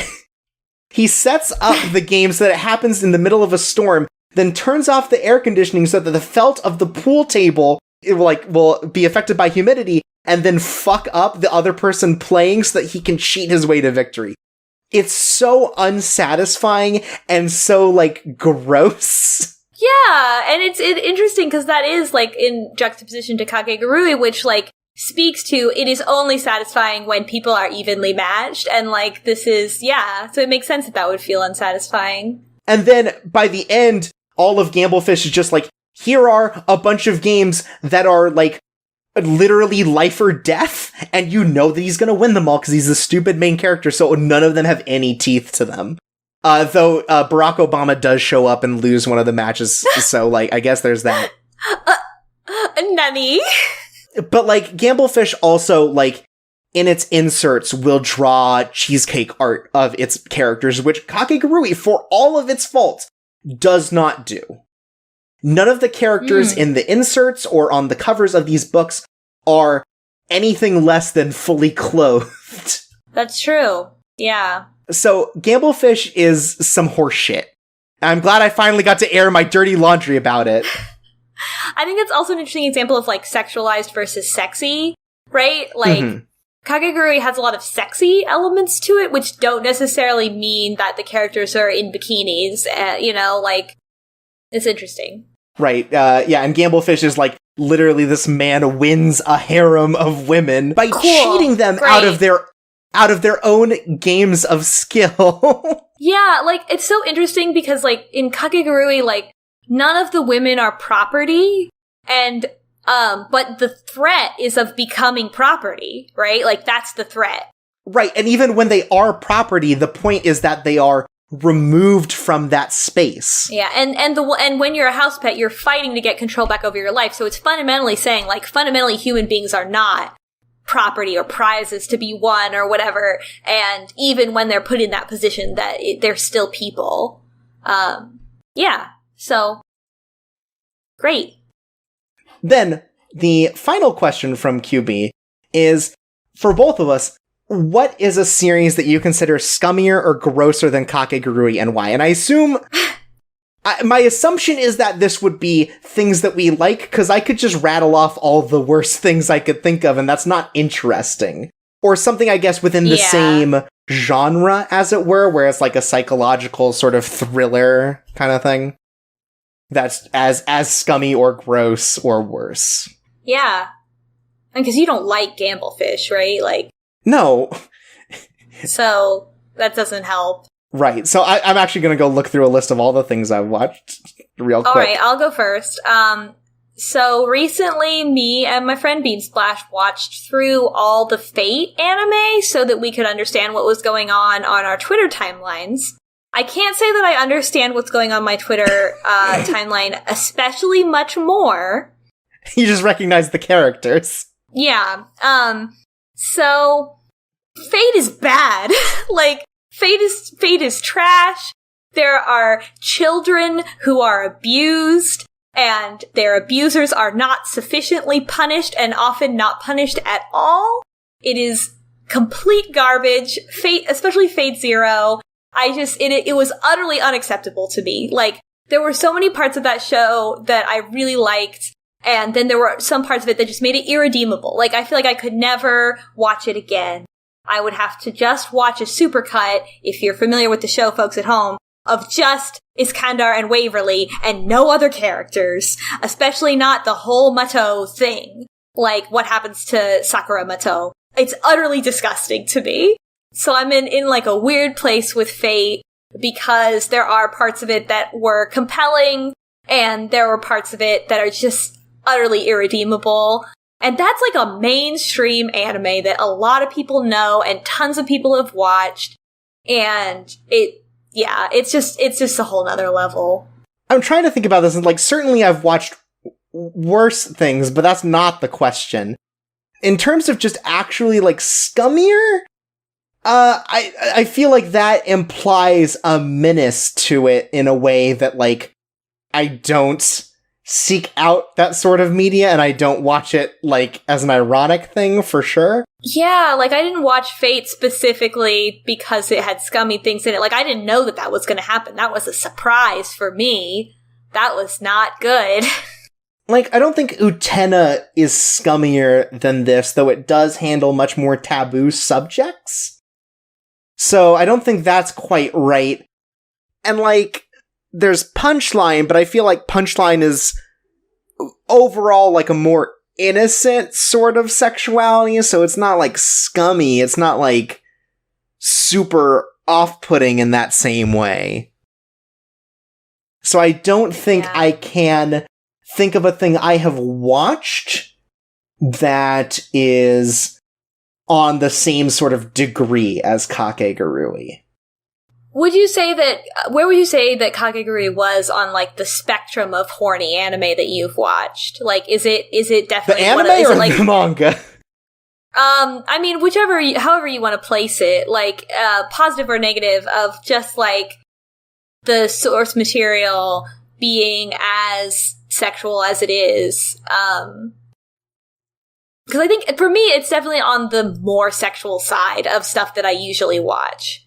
I would almost say it would peak in a lot of ways, just because I don't tend to experience a lot of media that has a lot of sexuality to it. In terms of, like, genuine, like, raw sexuality, I think this is, in a lot of ways, the peak.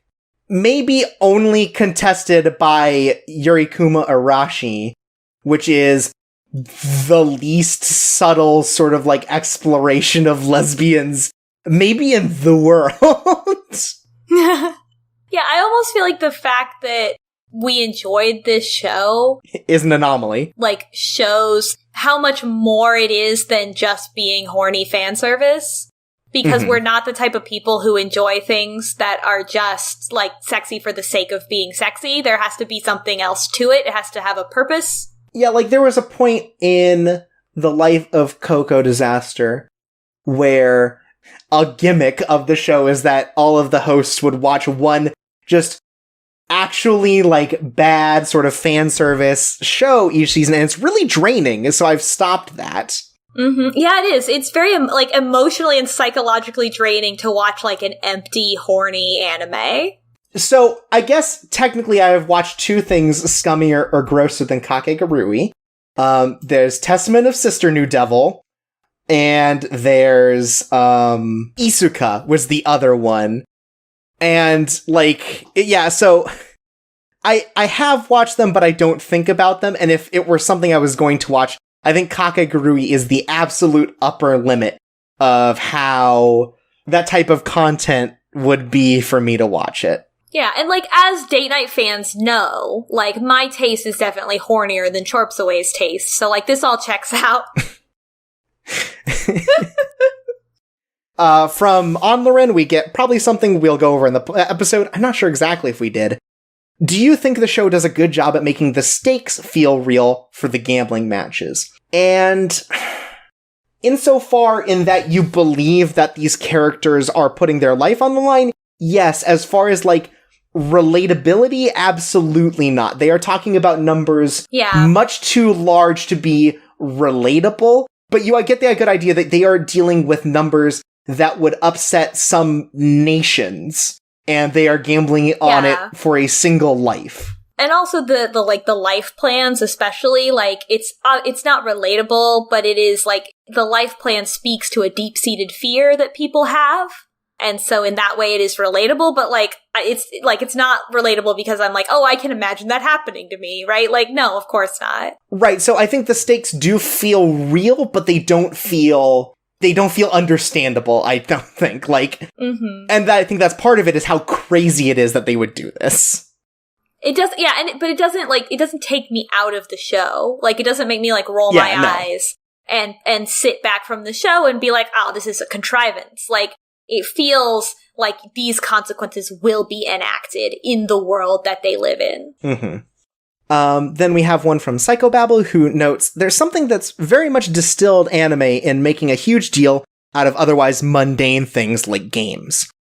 What would be Kakegurui's unique voice in comparison to other Ludo-focused series like Kaiji, Liar's Game, Yu-Gi-Oh!, etc.? The thing about the world of Kakegurui is that this is only allowed to happen at this school, and because this school has been built as sort of like the testing ground for the next generation of, like, power players in the society. Yeah. Like, Japanese culture is going to be decided by whoever comes out on top of that school. So it's not the same as, like, a Yu-Gi-Oh! Where it's like a worldwide phenomenon. And it technically has a much larger scale than something like Kaiji or Liar's Game, where that is a game about individuals and understanding human psyche when pushed to their limits. This is, in canon, it is presented as something much more interested in sort of defining the important people in the universe. So it is very different in that it has a consequence to it that is not seen in a lot of other series like this, where it's like, if you are the student council president, you might end up prime minister of Japan or something. You know, this is the thing that leads to success, ultimately. Yeah, and it's also, like, it's power, but it's not, like, a very, like, well-defined power. Like, in a lot of stuff, it's like, oh, well, you're gonna take over the world or take over this company. But, like, it's because it's, like, high school, it's more abstracted than that. It is more, like, something good's gonna happen to you, fill in the blank here, which I think gives it, like, it makes the fear more visceral, and I like that a lot about it. And final question, I'm going to combine both of these, one from The Toughest Bean and one from Shanaldrak, and both of them are basically about, do we find the male gaze part of it off-putting, and do you think the show is rendered less interesting by the idea of, like, removing sexuality from the series? I feel like we've talked about this a lot throughout the entire episode. I think it's worth just explicitly saying, like, I also appreciate some of the horny shots in this show. Like, I'm at a point in my life where when I see the anime titties bouncing, I'm not like, ew, this is an affront to women. I'm that, and I'm also like, nice. So, Kakegurui is very inclusive in who it's making this fan service for, just because so many of the conflicts are female on female. And you could see that as a male gaze thing, but I think the way in which all of the male characters have their nuts destroyed consistently, it helps to kind of push that particular part away.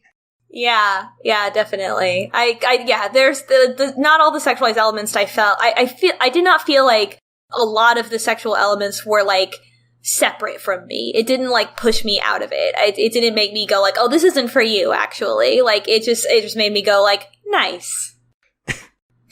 And, like, I'm definitely more critical of it, just in the type of media that I tend to consume. It's like, oh, this doesn't feel out of place, where, like, Kakegurui feels like it is built to be this sort of thing and happens to also be entertaining outside of that, right? Like, I think we've talked about it. You can remove all the sexuality from it, like in the J-drama, and still come up with a compelling story because of the way that the characters interact with each other, the way the story is told, and the games used.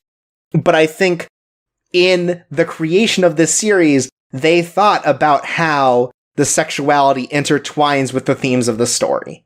Yeah, and I think the ultimate answer to those types of questions, if you're looking for us to somehow convince you that you can overcome how the sexuality in the show, like, seems gross to you, like, we can't do that. Like, you, in the media that you consume, like, you have to figure out what you're comfortable with, and there's nothing wrong with wherever you end up on that spectrum, right? Like, we all have to figure out what media we're comfortable with, and what is the line for us, and stuff that people enjoy that is over the line for me doesn't necessarily make them bad people. And at the same time, if you're like, I can't even deal with even a little bit of sexuality, like Kakegurui, that's too far for me, then, like, I totally understand, and that doesn't make you a bad person either. It's just the media that we choose to enjoy. Yeah, you are free to like or dislike whatever you want, and there are just going to be people for which Kakegurui is not content that they want to explore, even if the things outside the sexuality are interesting because it is so intertwined. But the existence of the J-drama gives sort of like, it's like a way to ease in a lot of ways. Yeah, but it's like, it's fine. Like, it's also fine to be like, sorry, that's too horny. Like, totally. It's not a big deal. I'm just saying that since all these versions exist, there is a way to experience what makes Kakegurui interesting without having to sacrifice a particular type of ideal for you if you are turned off by the sexuality. But this is just the sort of thing that, like, it comes with the territory. Yeah, that's it. And I'm not going to try to convince anybody, like, that somehow they should be, like, more or less strict on the type of sexual content that they enjoy in their media, right? Like, it's you. You decide that.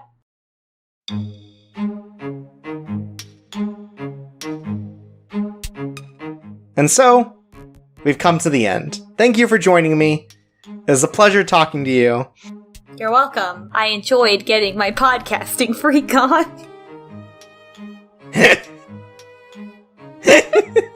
There, now you never have to invite me back on the show, because I just said that with my voice out loud. Preparing for the riots. It was fun to discuss this particular series with you, just because it is so different than the type of media we usually discuss on this podcast in more than one way. And I think it's important to make the distinction that it is cool to talk about these sorts of things, right? Like, you know, we can't... Yeah. I disregard media all the time by its use of sexualization, but that doesn't mean that it's not worth discussing. Yeah. And I think that's an important thing that I want to instill in people, is like, just because the thing is bad or is, like, morally oblique, and maybe it's not for you, doesn't mean that it's not worth discussing. And I think it's good to talk about those shows maybe even more, just because it is so generally, like, ignored because of its content. Yeah, sometimes it's nice to just call something what it is and be like, this is what it is. Whether if you like it or you don't like it, this is what it is. And I hope that this whole episode has served to sort of characterize the show, so that people can make their own decisions about what they like or don't like, but this is what it is. And I think that's a good exercise in itself. And as a final note, I really hope that the Kakegurui mobile game, Cheating Aloud, comes over to the US at some point. Oh my god. So, to close this off, DVAC, where can people find you online? Well, you can find me every Tuesday at 8 p.m. Central on twitch.tv/Shorbsaway for the date night streams where we play through visual novels, which are also sometimes horny, and talk about them, and mostly just scream a lot and be gay. Look, it's the first real deep dive into otome games. Again, another thing that is generally, like, looked down upon for its genre. And I'm also part of the Visual Novel Book Club podcast with Slow Beef and Pals, Slow Beef Turbo C, Jim, and Polahoko. Date night is for shows that we couldn't play on Visual Novel Book Club. But they're both good in different ways. Like, Visual Novel Book Club is like 100%ing a game and talking about every single thing about it. And date night is running through a game and only finishing it if it's good and we like it. What else do I do? I'm also sometimes on 6 Feet Under. You can cut this for length. Where I play Zeke the Mouse in Mouse Guard, which is, who is a mouse that is being hunted by an owl. And it's very dramatic. 6 Feet Under, for people who maybe don't know, is a real play podcast? An actual play podcast where we play tabletop games. Yeah. I have so many, those are all my things, I think, for now. And, as always, you can find me at Chorpsaway, CHORPSAWAY on Twitter and YouTube. You can find the podcast at Coco_disaster on Twitter. You can also find us at CocoDisaster.com, where you'll be able to find our latest episodes, download links, you'll be able to find your way to the archived shows. You'll also find access to our text-only blog that me and friend of the show QB have put together as sort of an exploration of themes and ideas in shows that maybe don't fit the Coco disaster treatment, or, that are a little less organized than this wants to be. So, until next time, when Coco Disaster goes back to the seasonal look and Zane joins me again to talk about the upcoming shows for the summer season, as well as our favorite shows from the spring season, I've been Chorpsaway. I've been DeviousVacuum. And sweet dreams.